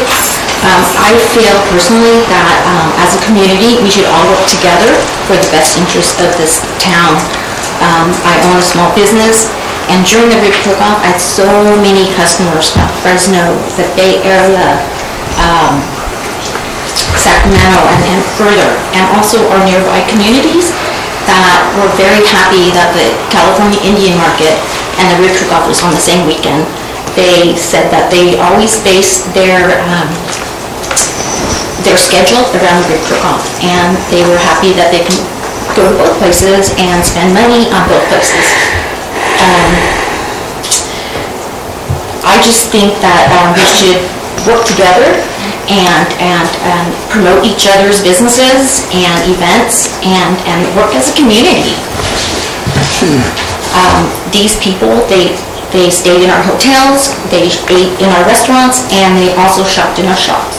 And that is what us small-time businesses want. We want people to, see our town. I just think working together as a team just makes San Juan Bautista a better community. And as far as the alcohol, there is no alcohol allowed on the streets. So I just wanted to clarify that, and thank you. Thank you. Any other speakers? Margaret Tinkers. Margot? I'm sorry. Hi, Margot Tinkersley with Margot's Ice Cream Parlor on 211 3rd Street. And I did send a letter, I don't know, a month ago or whatever. I'm sure all of you read it. And I still believe that these two events can coexist. I hope that you allow two events to take place in one weekend, that you can change the ordinance. I also, wanted to also say, we had so many customers come in both days saying that they were excited to go to both festivals. And, more than a handful. It was constantly, all weekend. Some people had come for the rib cook-off every year. Some people would come for the Indian market. And they would always miss one or the other. And everybody was just so excited to be able to go to both. We had our best weekend ever in 22 years we've been open. And it was fantastic. I don't even know if I got to go look at booths that whole weekend. And we're right in the middle of town, so all the rivers are across from us. So we don't even have a booth out front. Thank goodness. Thank goodness. Because, we were constantly busy. And even the rock shop.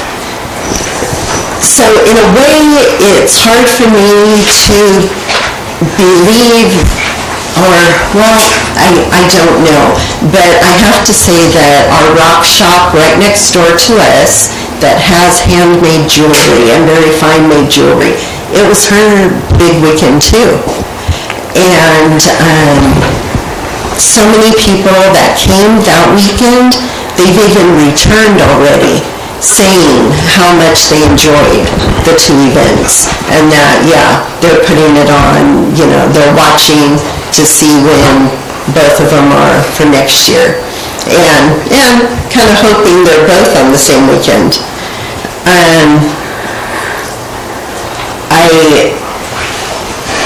Sometimes in the past we have had some, negative issues with some of our street fairs and such.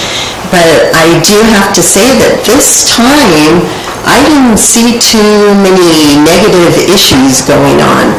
I know bottles were mentioned, alcohol bottles, empty. But we're also next to a bar. So that's kind of a weekly thing for us to be seeing some in planters and cigarette butts and planters and, a couple of things. We just clean it up. The only thing, and it was brought to Recology's awareness, the garbage needs to be picked up a little bit more. on the sidewalk, our city garbage cans. And, but that was actually the only negative, and we just kind of picked it up ourselves and threw it in our garbage and to help out, because, yeah, it was a fabulous weekend. And I signed the petition that you now have, and I just hope that you all will agree to have both of them, because Jason Williams LTD has been here, and they have been very good to us, and they're good to our merchants. You have a opening ordinance where a street fair only has to have 2 openings per block, and it used to be quite a bit more, like 5 or 6 openings in each block. And Jason makes sure that we have more than 2 openings to each block. He's good to our merchants, and we want him back. Yeah, we love Williams LTD. Thank you. Thank you. Any other speakers? Eduardo Hernandez. How you guys doing this evening? Thanks for having me. My name is Eduardo Hernandez. I'm the general manager for the Posada de San Juan. My grandfather and grandmother designed and built that place from the ground up. 26 years ago, we've been in this town trying to do anything for this town since 1984. So that has something big to say. I'm still here fighting. I took over 2 years ago, did the full renovation, partnered up with wonderful people like the Williams and the rest of my merchants to bring attractions to this town. So basically, we need to do whatever we have to do to keep this here. Because I know for a fact there's other towns and cities that are just knocking at this guy's door to get this one festival. This is a big festival, and it's nationally known. Think of that. And, you know, I get an overwhelming amount of the merchants coming into my doors telling me, Eduardo, we need to do something, otherwise what's going to happen 2 or 3 years later when we don't have the biggest cook-off festival to come in our area? We're just going to be kicking ourselves later. Like, wish we could have. We should have done this. We should have done this. But the time is now to make the action. So let's just do what we got to do to keep this festival alive. And I'm not even just saying that because I need my rooms filled up. To be honest, the last 2 years that the festival's been in-house, I've had a full occupancy from wedding parties. No vendors, nobody staying for that. It was strictly for wedding parties. What I've done is I've opened up one of my facilities right on the main street for LTD to have their taste room. And that's open to the council and the judges to come taste. Now, I'm not looking for any benefit by any means. What I want is I want the town and the community to benefit as a whole. So we need to take care of ourselves and make sure that we're going to be here 30 years later. Because I know for a fact I'm going to have grandkids and they're going to be running that hotel in 20 years or so. And I might be sitting up, you never know. But, so we need to make sure that we do whatever we have to do in this town to keep attractions alive. Whether it's having the chicken festival, let's have a freaking popcorn festival, let's do something. Let's just keep doing things, no matter if it's 2 festivals on one day, 1 festival one day, 2 days the next day, no matter what it is. Revenue's coming in, simple as that. People are getting paid, people are happy, all the merchants are happy, so let's just take care of ourselves and come together as a community. That's all I gotta say. Thank you, guys. Thank you. Thank you very much. And there is an election coming up. There is an election coming up for these seats. No, I gotta put up a steakhouse for you guys first.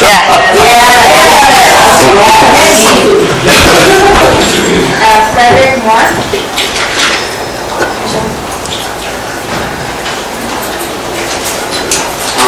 Good evening, Council, Mayor. My name is Frederick Mora. I'm from 108 3rd Street, San Bautista.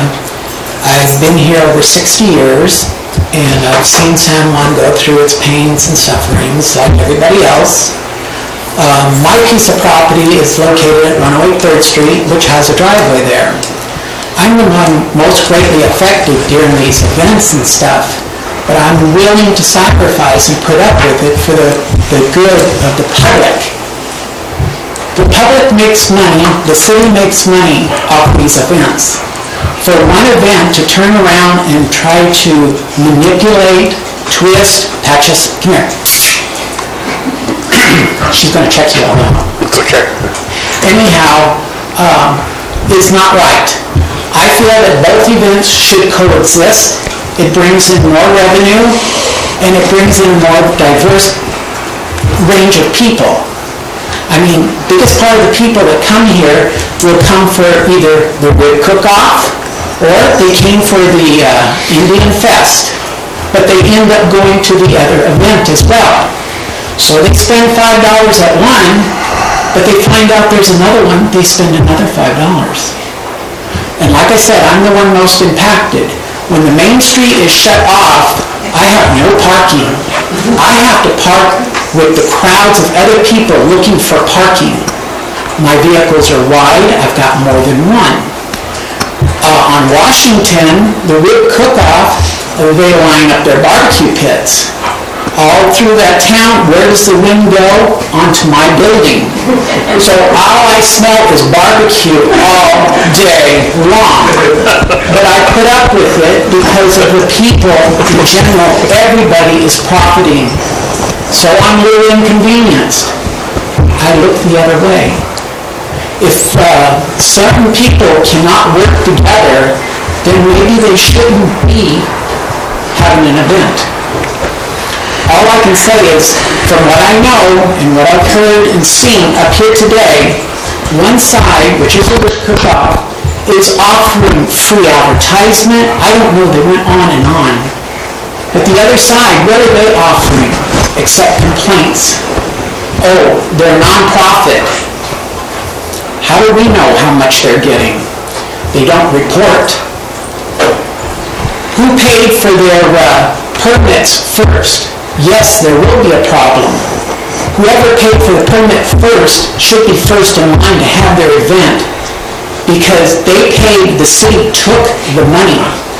You have a conflict of interest.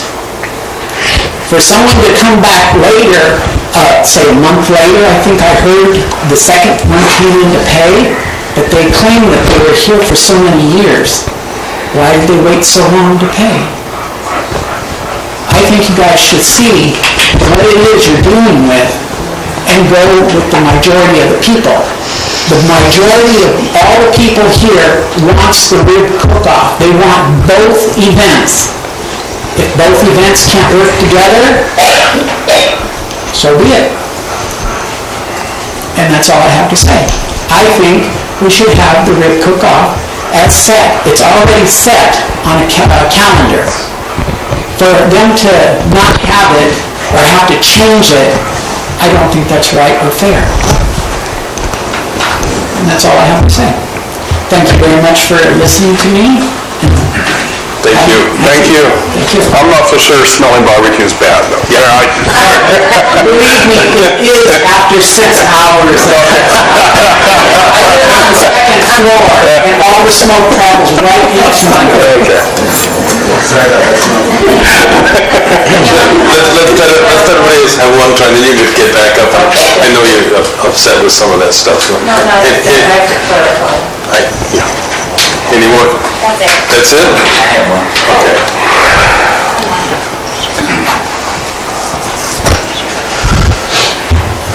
As a citizen of this community since for the last 25 years, I've seen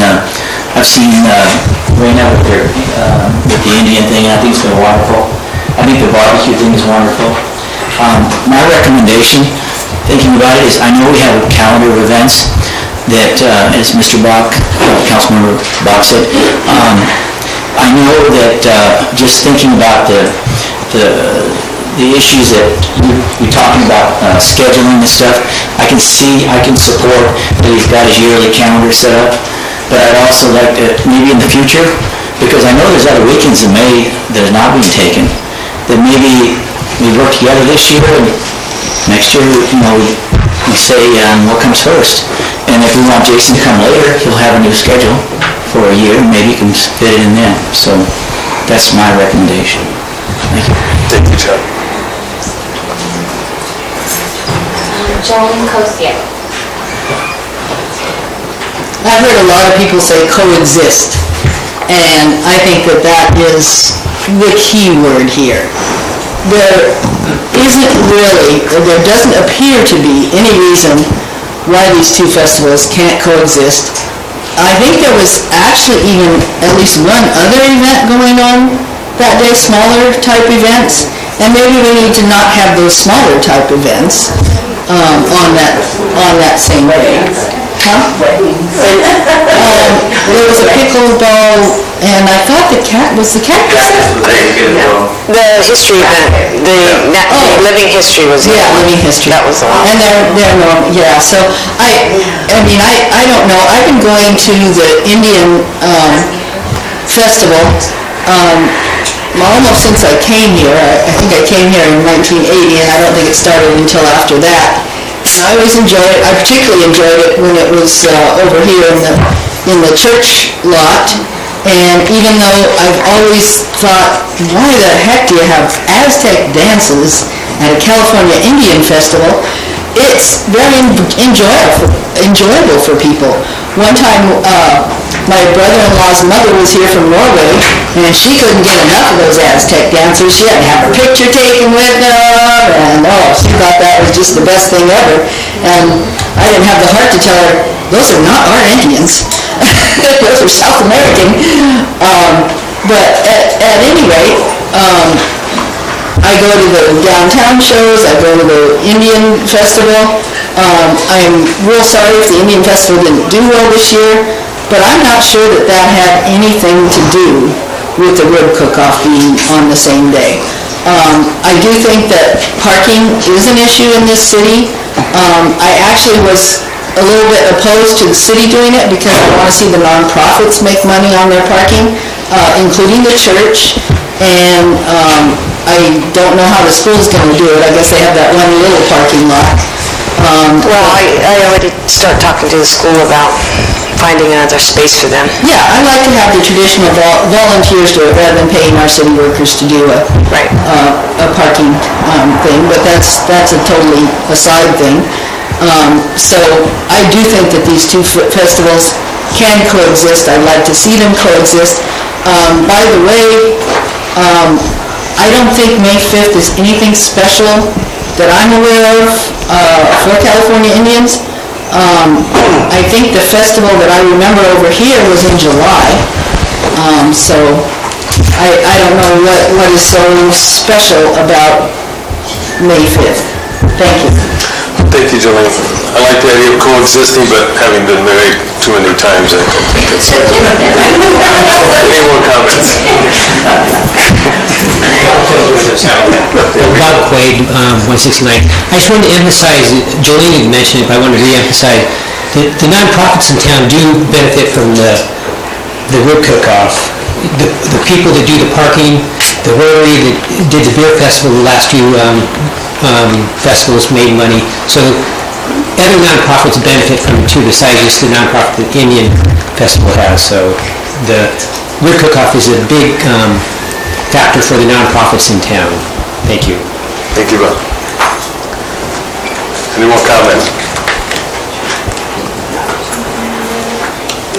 Yes, you want to have a... I just need to clarify why, what happened. Mr. Williams went to the interim city manager, and he didn't, one thing that this town needs is an event coordinator, so that this doesn't happen again.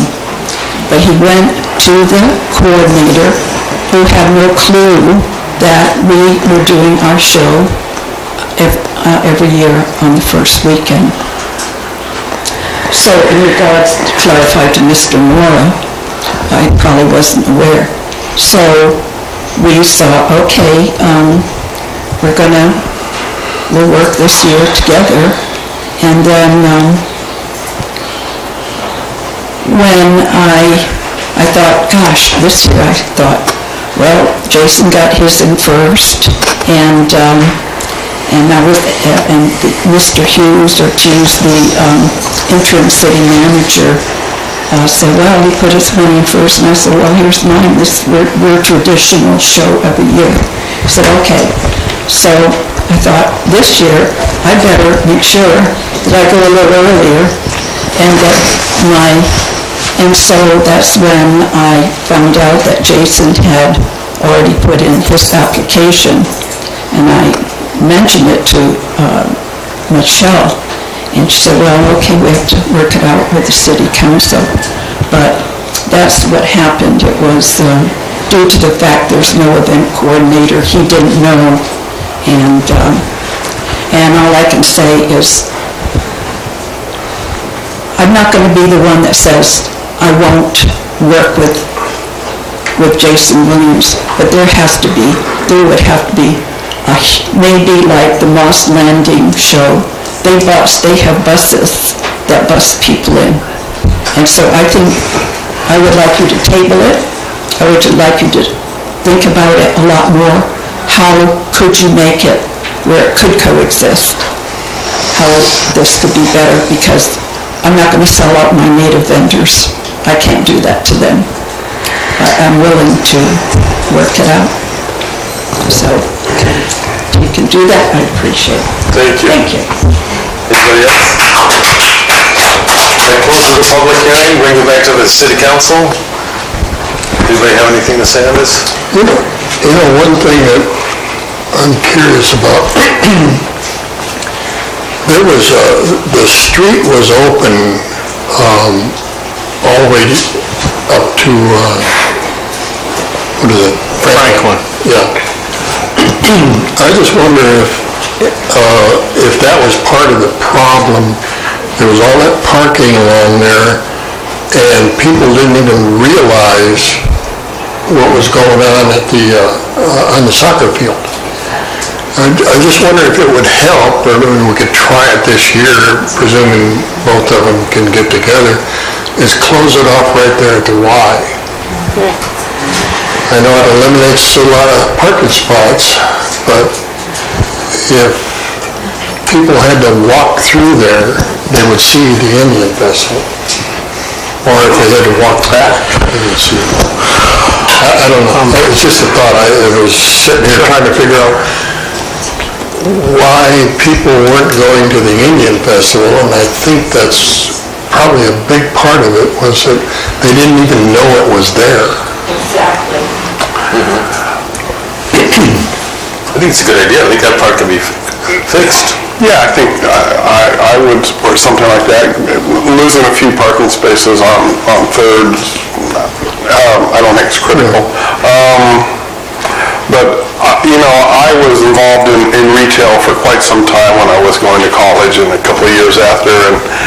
And the store manager, it's a big chain general merchandise store, it was JCPenney's, but which is, I think, no longer in existence. I think you just dated yourself, Jack.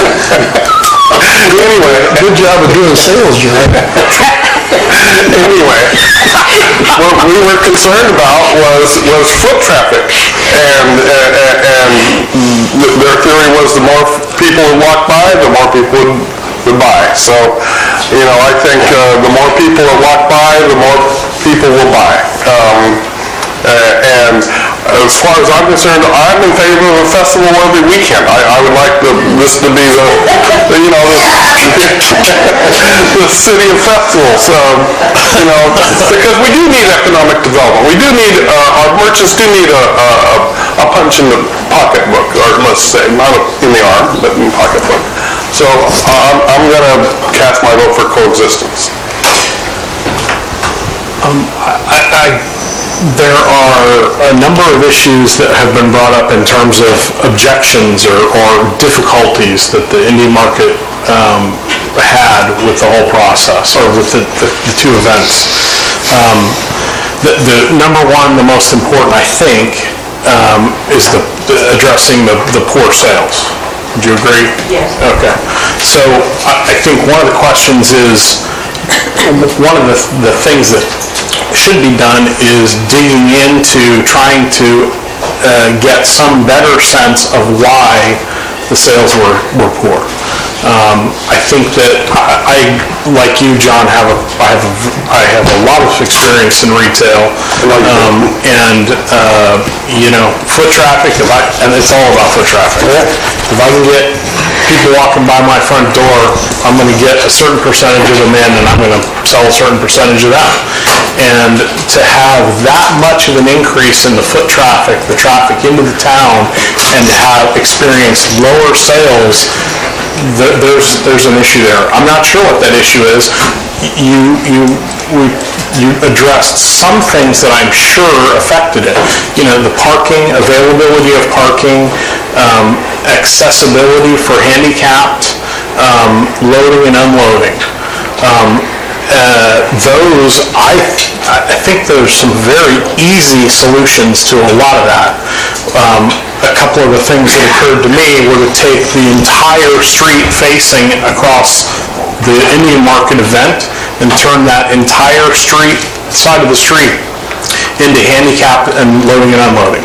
A large unloading and loading section right in front of the entrance, and all of the street along there becomes handicap parking. To address the schools, the potential loss of revenue, and to increase the parking capacity in general, I think that we should close, I don't even know the name of the street that the school's on. Nyland Drive. We should close Nyland Drive entirely and allow the school to use it for parking. Okay? But that's weird. I thought that's the way it was. They've used it in that fashion at events in the past, but in fact, they couldn't because they didn't have a road. It's a public street. You can't just close it. If we give them permission, if we create, if we do this right, we say that's part of this whole accommodation is we're going to close that street, we're going to turn over that to the school volunteers, whomever, to run it as a parking area. It dramatically increases parking, and it makes the parking immediately adjacent to the Indian Market. And to Tony's point, all of those people parking there have to walk right by the Indian Market to get, if in fact they're going primarily for the rib cook-off, that there's a venue there. I think that Jason's accommodations, that adding announcements for the Indian Market to the print ads is fantastic. I did do a little looking around at the Powwow Circuit and your website. In fact, this year's event was not on your website.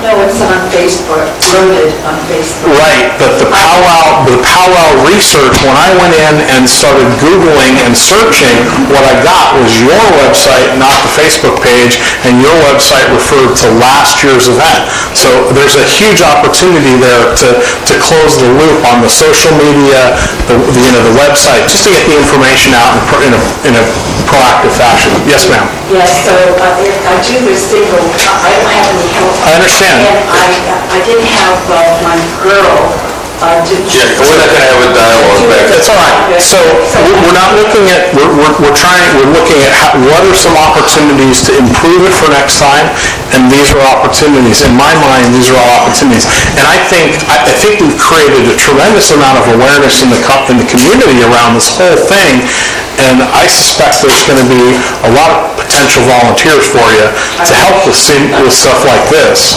I think that there's, and some technical know-how. I've just got I've got a list here that I've been looking at. So those were the big ones, but I think there's, we have a tremendous resource in Michelle and her business background, potentially to do a little investigating with some of your vendors to dig a little deeper into why they may have not done well. But to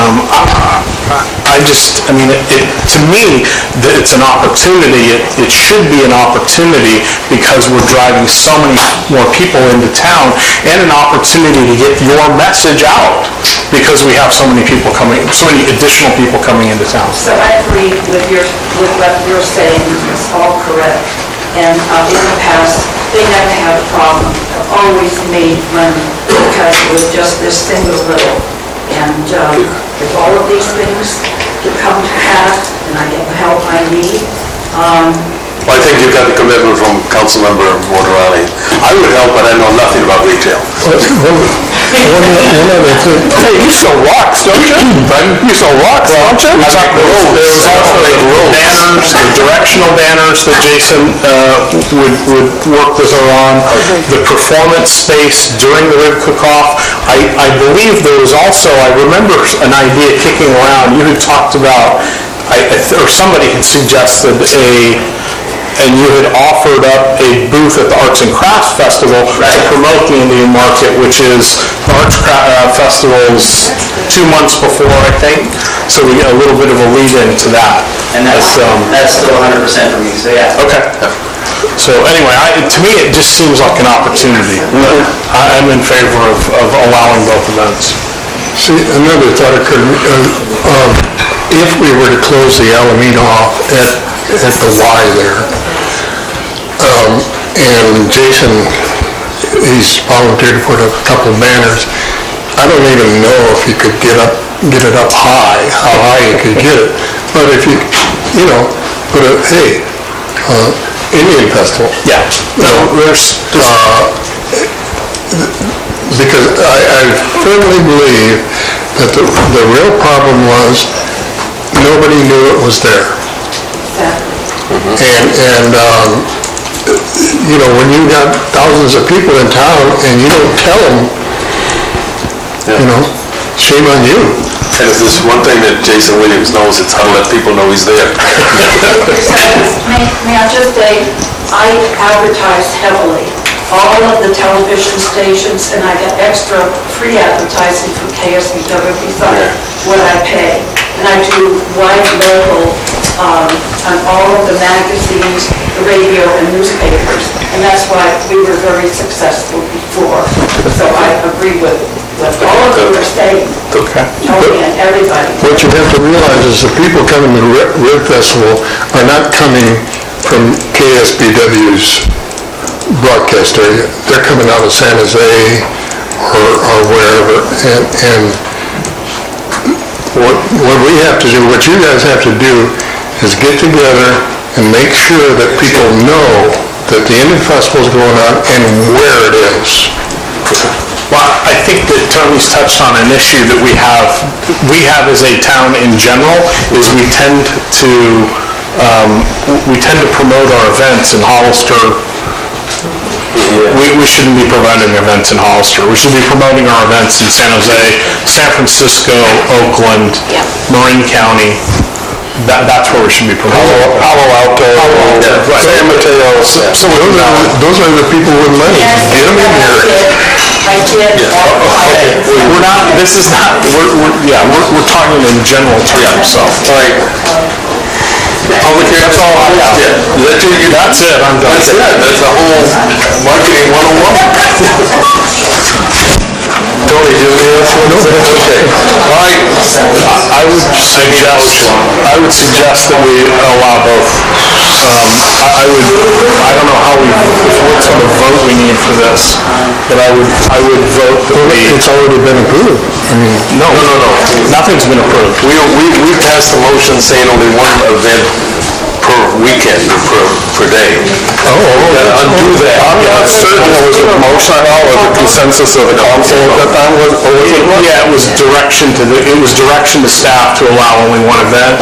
And to return the Jason Williams application. And I guess I would move that we rescind that action, that we accept both applications for formal consideration per the normal process for that event, or for that weekend. I'll second that. All right, we have a motion and a second. All in favor, say aye. Aye. Aye. 4-0. Okay. So we can go get Dan now. Please. You didn't have to do that. Yeah, don't mind. All right. 5B is, excuse me. We're moving on, we do have more work to do. Award of well 6 project. Right, that's how we go home. We're working on our third well, and we put the well... Excuse me, please, could we be quiet? So we're working on our third well, which we call well 6. And as part of that process, we have to tie it into the city system and convert the well to a municipal well. We have 2 bids that came in. We put it up for bid, and we have 2 bids that came in, and Patrick is going to walk us through the bids. Thanks, Senior Engineer Michelle. So yeah, this is, you see the bid results, the work is listed here. I won't read this off, but both bidders, very competent, experienced, well-known contractors. Doherty of Trinidad was actually the folks that drilled this well originally. It's a rather recent well, which is a good thing. I think 5 years ago, 6 years ago, in 2012, this well was drilled. It has a sanitary seal of 200 feet. Both these bidders came out, took a look at it, and they both have status to install the water main out to the street. It's important to say that this is really the first phase of work. There will be subsequent work, and that's listed in the last paragraph on the first page. As far as constructing a well house, installing a chlorination system, but this is the first item of work, and we will also be working closely with the state Division of Drinking Water Safety in order to advance this. So yeah, what we have is a recommendation to award this contract to Majora Brothers, total contract authorization of $163,150. I'm ready for questions. I have no questions. So do you have a job walk? We did have a job walk. Okay. Yes. Yeah. So I was pleased to see that the 2 bids were fairly close in total price.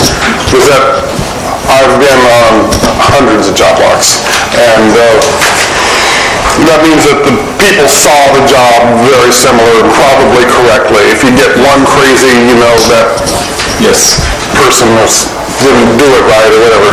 So I'm pleased that it looks like you had a good scope of work and a good job walk, and that leads to, in the end, good bids and good results. Absolutely, correct. Any other question? Yeah, I've got a bunch. Okay. So I've actually had the opportunity to do a lot of wells around here for my job. How deep is this one? I know the sanitary system is 200. How deep is the whole right? It's on the order of 470 feet. It's nearly a 500-foot well. What's your understanding of the aquifer in that area? I'm sorry, I don't have an understanding of the aquifer in this area. Have any studies been done? Are you going to do a test hole at all? Or? So this is a completed egg well that has a 10-inch casing in it. So this is we're converting an existing agricultural well to a municipal well. This is the Coke well. So it's already done? This is the Coke well. I'm sorry. No, I'm sorry. I thought it was brand new. Okay. No. Yeah, my bad. No worries. Yeah, this is... Okay. So it's $100,000 just to convert the Coke well? So we're basically going to take all the hardware off of the well that's there. We need to install a water main out to the street, connected with the existing 12-inch that's out there, extend a storm drain connection. As we start up this well, we flow it for about 90 seconds, and that water basically goes to waste, and will go into the drainage swale along San Juan Hollister Road. Right. So let's see, what else? New concrete footing around the wellhead, a new sounding tube. That's point number 2, is this equipment access tube. So yeah, the scope of work are the 5 items on the first page of the report. Okay. So with this money, Michelle, that we're paying for this kind of retrofit almost, I'll call it, for the Coke well, plus the amount of money that we're paying Dale, what's the total cost of this well going to be? Is it $250 as well? 300. 300 plus one foundation, 163. So 463 for this well.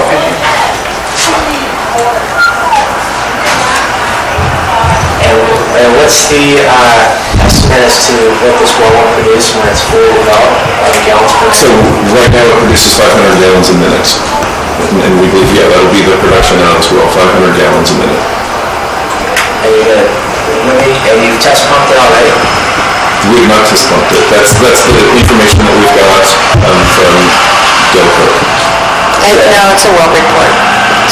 Doherty's well report. There's several well reports. When previous staff had worked on this about this time last year, he did several pump reports and started the water process, the drinking water process, which is a 6-month process. So it's teed up on the drinking water side. All the testing's done. Sure. Yeah, he did due diligence around the aquifer, the fault line, the volume of the well. The volume that we need to get compliant, the last order that we're trying to remove with this third well is the volume issue. So drinking water board said that we needed to get more volume if we added these. Redundancy. Yeah, redundancy. And in fact, that redundancy, they noted was only 150 gallons. It was way overkill to where we need to just get by with the drinking water board and that compliance order. So, you're really paying for the luxury of knowing exactly what you're getting, being tied to that, close to that water main. So you're paying for that, you're paying for time. If you drill a new well, it's going to take us at least 5 months, 6, and the long lead time in that is the drinking water board testing and. Whereas you feel like you're back to that's a long development. Well, it dragged on a lot with these developers. We're holding occupancy. They paid to expedite this. So I feel like they paid a total of, so we're getting $370,000 in impact fees for water problems. So each of those residents out there is paying, I think, $1,400 a piece. Plus the developer, Rancho Vista, paid $140,000. And Copperleaf paid $40,000, so that's another $180,000.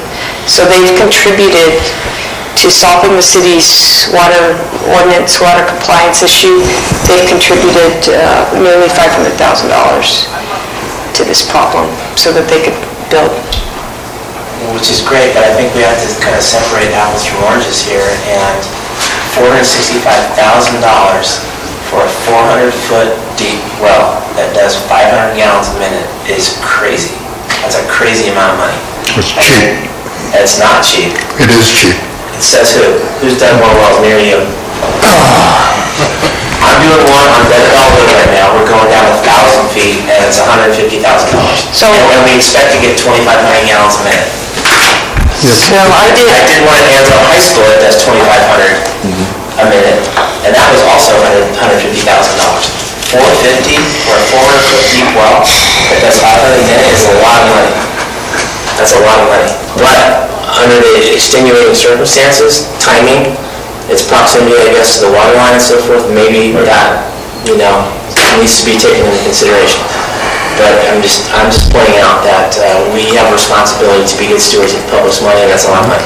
Agreed. For a well of that type. So I did do due diligence on a new well. A rough order of magnitude to drill the well, tie it to PG&E, do the engineering is in the neighborhood of $380 to an equivalent well, actually a better well, a bigger casing. The real kicker here is the drinking water compliance board, all the testing. So once that well gets drilled, which would take 2 to 3 months, then you have to go through the drinking water test process. That takes another at least 2 months. The odds of, and then you're taking a risk at where you drill. any way you drill, you're taking a risk. Here, you're paying for time, and you're paying for a known entity. It's true. I understand that. And I agree that you shouldn't overpay for things, but at the same time, the developers had, Ed went back and got another $180K to expedite this. So I feel obligated to expedite this for the developers as well. And I don't disagree with that. That's why I tried to make clear in my comments that as far as the price for a well of that type, and I think that's a lot of money. It is. But when you consider the other things, timing, extenuating circumstances, and so forth, maybe our backs are up against the wall to start off. Yeah, it's a known entity. It's hard to place value on a known entity. It's nitrate-free. It's non-detect on nitrate. It's non-detect on iron. It's got little manganese. It's a very good producer. Those are some intangibles that it's hard to put a price on. It is. And it's a new well. It's a fairly new well. Okay. So if I had another 6 months, I might do things different. But there's also risks to starting a new deal with a new landowner, which I have 2 landowners that are willing to. If we had a year, we could get better water from Hollister. Well, we can have that argument, but I don't know that's completely different. No, it's part of the same water system, and it solves another problem, which is the wastewater compliance order. Correct. And this well will not. And we will have a lot of discussions about that. Okay. A lot. Yeah, I don't think, certainly from where I'm sitting, that discussion is still to come. I know, and I think everybody thinks it's a great idea. It's not an either or. It doesn't both. Yeah, exactly. That's the challenge. It's a tough one, Councilman. It's a tough one. I really, really don't like spending more money. I never like leaving money on the table. I don't think you have much. It's not the way I operate. You can tell how I've negotiated so far with several developers, so I do not like leaving money on the table. I like that it's a known entity. I like that I can control the time element of this. That's about it. Okay, thank you. But at the same time, when you say this, I'd be remiss if I didn't, No, absolutely. This is a lot of money. I think that, Councilman, those are really, really good questions. But then when you consider all the extenuating circumstances, primarily, let's face it, Councilmember Freeman just mentioned it, the city manager just mentioned it, the number one thing is time. Yes. Time. Right. Our backs up against the wall. Right, this was an expedited bid. That's why we're able to present this evening, as we push this along. Back, I think, to Councilmember Freeman's point, I did, however, appreciate getting 2 bids and 2 close bids. I don't know that we could make the strong recommendation, or the recommendation we're making tonight, if we had 1 bid, for instance. So it's great to see. I haven't worked with Doherty, but I've worked with Major on a number of projects that are good out there. Yeah, they will. So I guess my point there is that it's a contractor that we know, as opposed to, take a risk if you're working with a contractor for the first time.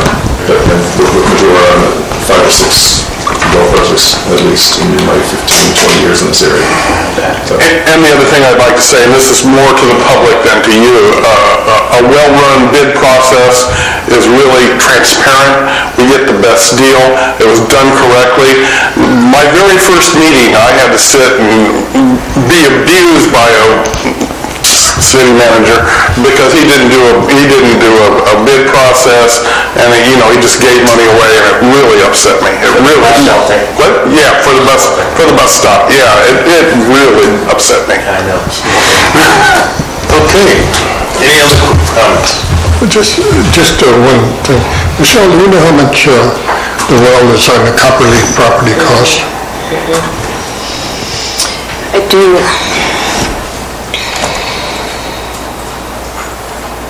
It cost $130 to drill it and $60K to tie it in. we still have to do the electrical panel there. And we still have to get the PG&E tie-in. So, and we didn't actually drill it, the city didn't manage that contract, so we're gonna be, this is kind of a separate topic, but we have to do an audit around the bills that the developer, So we're into that well at least 250,000. Yeah, at least. And Plus that doesn't even my include comment the about engineering. the other well being cheap is, you're under the gun. If somebody's pointing a gun at your forehead, okay, spend the buck. I mean, the whole thing's gonna come together, because I know we drilled a test well on the Kurosaki property. And I'm not really sure how much that cost. 30,000. Test Was it wells are 30? 30,000, yeah. But then he decided he didn't want to let us have, or into his aquifer, basically is what he's saying. So, like I said, $500,000, and you got these houses hooked up, and people are paying taxes, and everything, yeah, it's not cheap, but that's my opinion, and I'm sticking with it. Okay, we'll open a public hearing on this. Anyone with a card? Jeff? I understand the arguments you guys are making, the necessity to move quickly. Have you ever thought of maybe doing exactly what we would be doing with the San Diego Water Company over here? Once they hook into us, we pay them for the water. What do you think about asking this well 6 to do the engineering, get us hooked up, and pay for the water? It gives you some time to look at the San Benito situation, or possibly the time to develop another well. Just buy it for a while. Instead of putting $300,000 up front, a bonus, pay the hookup, and we're paying Coke Farms for the water. Gives us some time, we got the water here, decide where we want to move. This is my suggestion. Thank you. Any other comment? Okay, bring it back to the council. No, very comfortable with proceeding. Any motion? Motion to award, where to go? I move we pass a resolution of the City Council of the City of San Juan Bautista authorizing execution of a contract with Majoro Brothers Drilling for the Well 6 project. Second. We have a motion and a second. All in favor, say aye. Aye. Passes. We're going to take a 5-minute over 55 break.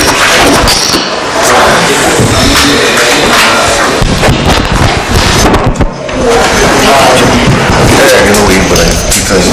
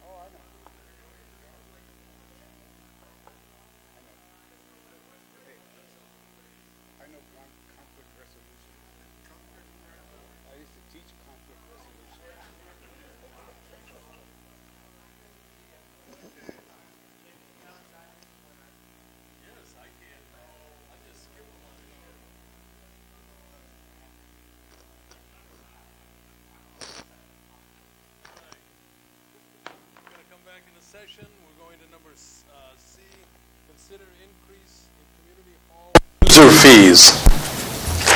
That's number C.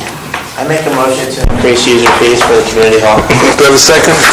I'll second that. Okay, we have a motion and a second. All in favor, say aye. Aye. Passes. We got a second, we don't discuss. All right, consider funding request for installation of pickleball court at San Juan School. No, it doesn't. Really open the public. No, that was totally illegal. You need to do that. No? I had a motion, I had a second. Was anyone want to speak? This is for the pickleball. I don't know, do you have any questions? We're not there yet. We gotta, Point of order, Mr. Rice. Point of order. we need to regroup on the community center. We need to hear the help. All right, anybody got any public comment on raising the fees of the community center?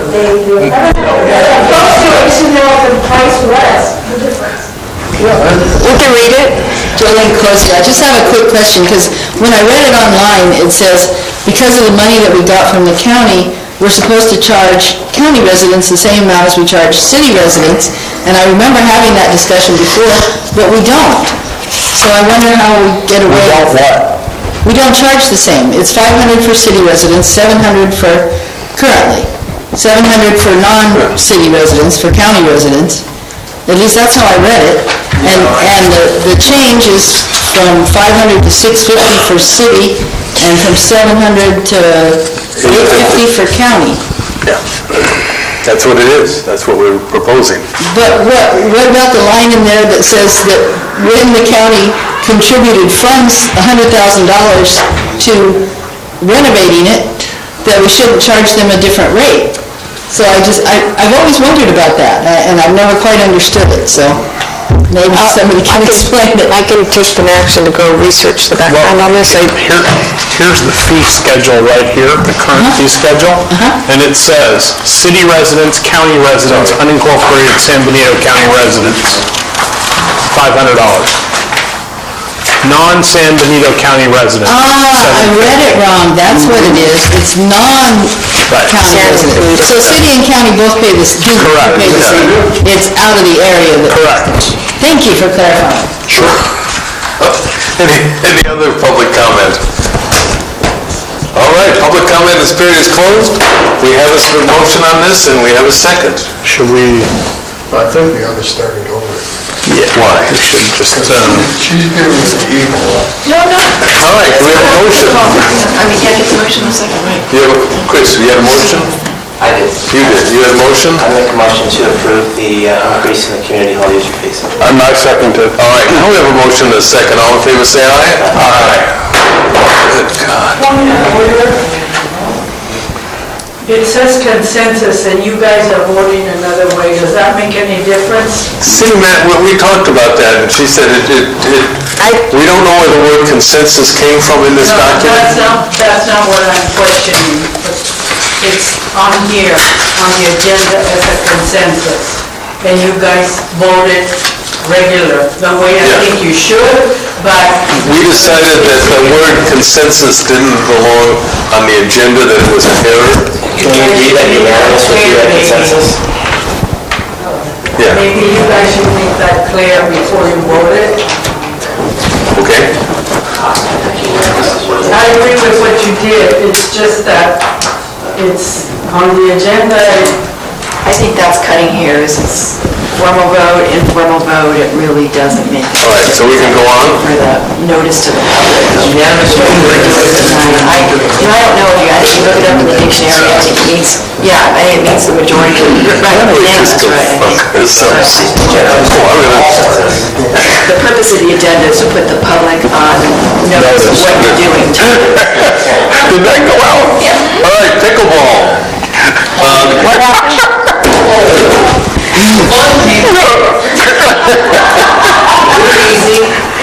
Jim's having fun in his own way too, so... Clear, you gotta do it right here.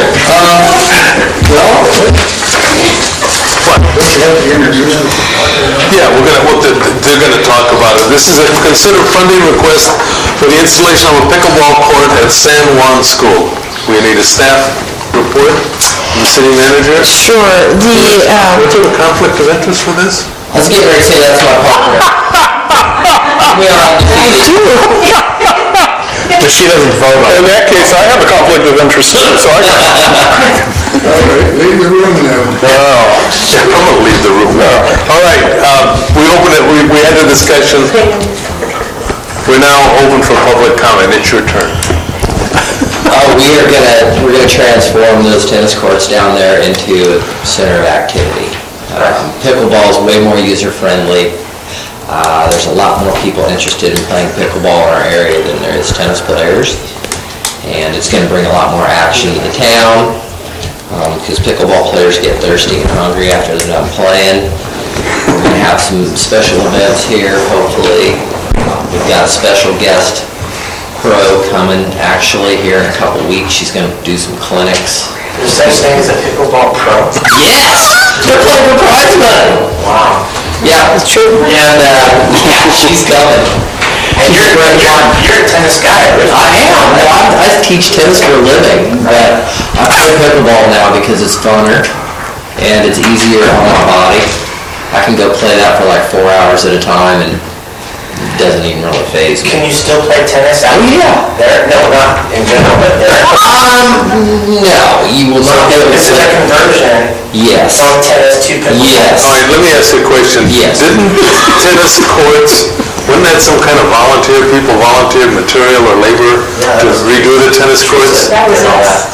That's who's making this proposal. Our group put in, or resurfaced the tennis courts in 2011. And there was no other material or labor donated? But I thought there was some other people that donated, but...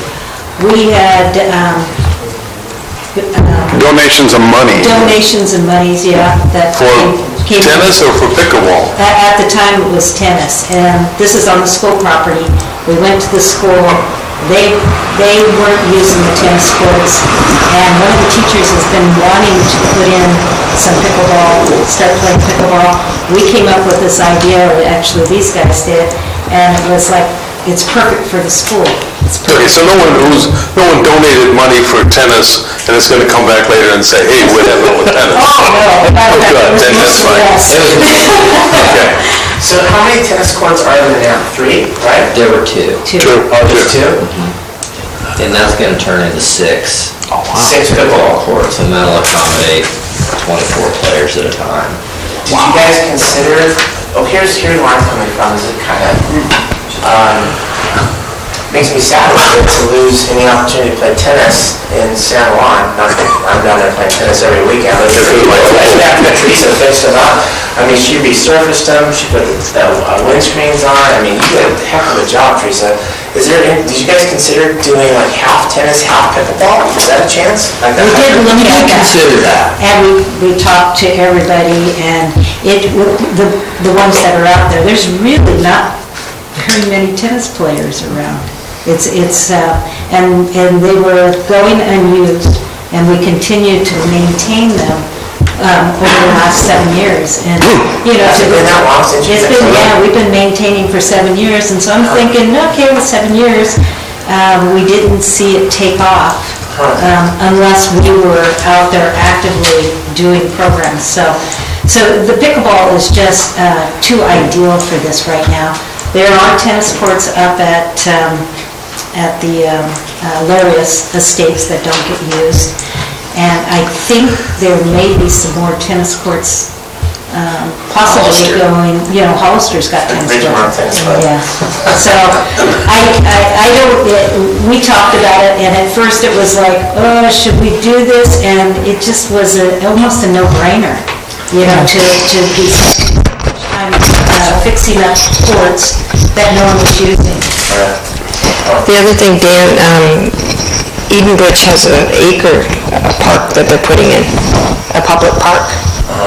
And so I've been talking to them about a dual-purpose pickleball tennis court. So at least we have one tennis court. Well, if we convert all this to a bunch of pickleball, are we gonna need more pickleball courts? Well, they're gonna get into it, but we're thinking, because there aren't very many dedicated centers for pickleball. We're thinking that this is going to be a destination stop for pickleball. I know it sounds weird when you say it. It sounds really weird. I know. That's exactly what it's going to be. Premier facility in the area. But there's like a huge craze. You've got all these baby boomers that are aging out of tennis. It's a huge craze. And I agree with... I know, where did pickle come from? It was the name of the dog. That's exactly right. It was the name of the dog, the guy who invented it in Vashon Island or Puget Sound or something. Washington. It's the name of the dog. And he went out, he was going to play badminton and he couldn't find a shuttlecock and he went to his wood shop and cut out little paddles out of plywood and pickleball was invented. Okay. The rest is history. Yeah. All right. And here every day. Any other public comment? I'm sorry, you done? Okay. No. Maybe talk about the tournaments. Oh, yeah, well, we would like to host some tournaments here. We just recently attended one down in Paso Robles. There was about 260 plus people competing in this tournament over a weekend, and we ended up staying down there and having a good time. And we're going to plan another one up in Concord here in a couple weeks. They have them all over the place. There's not a lot around in the Monterey Bay area, and that's where I'm thinking. It's an underserved market. Monterey Bay has a pickleball club. Santa Cruz has a pickleball club. There's some players down in Hollister. There's a lot in the South Bay. Silicon Valley Pickleball Club. They would all come here if we were all. Yeah, it's one of those things that's kind of neat. See, there's apps where people look for where to go play, and they find it, and then they'll go to that destination. And it's easy to take with you. Yeah, that's exactly right. Don't come during the dual event period, the cook-off weekend. Okay. Sounds very good. All right. So they've done most of the work. The courts are already resurfaced. They've done most of the work. Are the nets up already? No, they're going to finish doing the surface first, and then they're going to install the nets. So this is going towards, I guess, the deficit, and then also along the barrier of the fences. We need to put plywood because rocks go in there and they really damage the surface of any type of court. So we need to redo some of the protection for the court. All right. Any other questions from the board? I was going to say, when they resurfaced the court 7 years ago and put the screens up, they're still going to work for pickleball. So, and to reinforce what he said, I was sitting at the Seabright Brewery in Santa Cruz, and somehow I started talking to this guy, and he told me all about pickleballs in San Juan Bautista, and I go, what? And so he shows me on the Santa Cruz website for pickleball that they were going to have a crab feed and a tournament and blah, blah, blah. And then I asked Teresa, because I knew that Teresa knew everything. So, and she said, well, it didn't quite get off the ground. But people in Santa Cruz are talking about coming to San Juan to play pickleball. So I think that's a good thing. Anything that brings tourists in is a good thing. Any other comments? My one reservation is that we have tasked the strategic plan committee with creating a parks plan, and then by taking this $5,000, we're sort of subverting that process. Then I'm a little uncomfortable with that. However, subverted. Well, what I was going to say is this feels more like a bird in the hand. So, you guys have done you've done the heavy lifting. We're just sort of pushing it across the finish line, and we'll take all the credit. So, So this money has come down to Parks and Rec? Parks Fund, on balance, I think we should probably just impact fees. The new people need pickleball. Implement a pickleball fee. So if you look at the budget, you'll see. Do we have a motion? I'll move to approve the funding request for the installation of pickleball courts at San Juan School in the amount I'd like to exceed $5,000. Second? I'll second it. We have a motion and a second. All in favor, say aye. Aye. It passes. 5-0. Thank you. Yes, but you guys did one hell of a sales job. When people come see us on Saturday the 11th for the grand opening, it's going to be awesome. Yeah, and it's so easy to learn. I can teach you how to play with it. All right. Comments, city council. John, do you have any comments?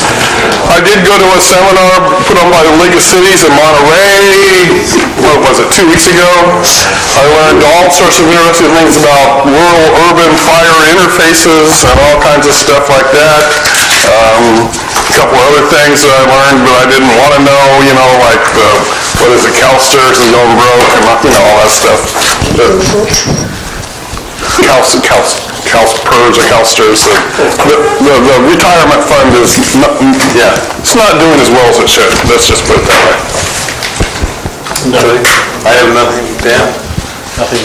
All right, city manager? Nothing. City attorney? All right, I made a motion to adjourn. Any second? All in favor, say aye. Aye. We're out of here. Hey, Dan, I still did it.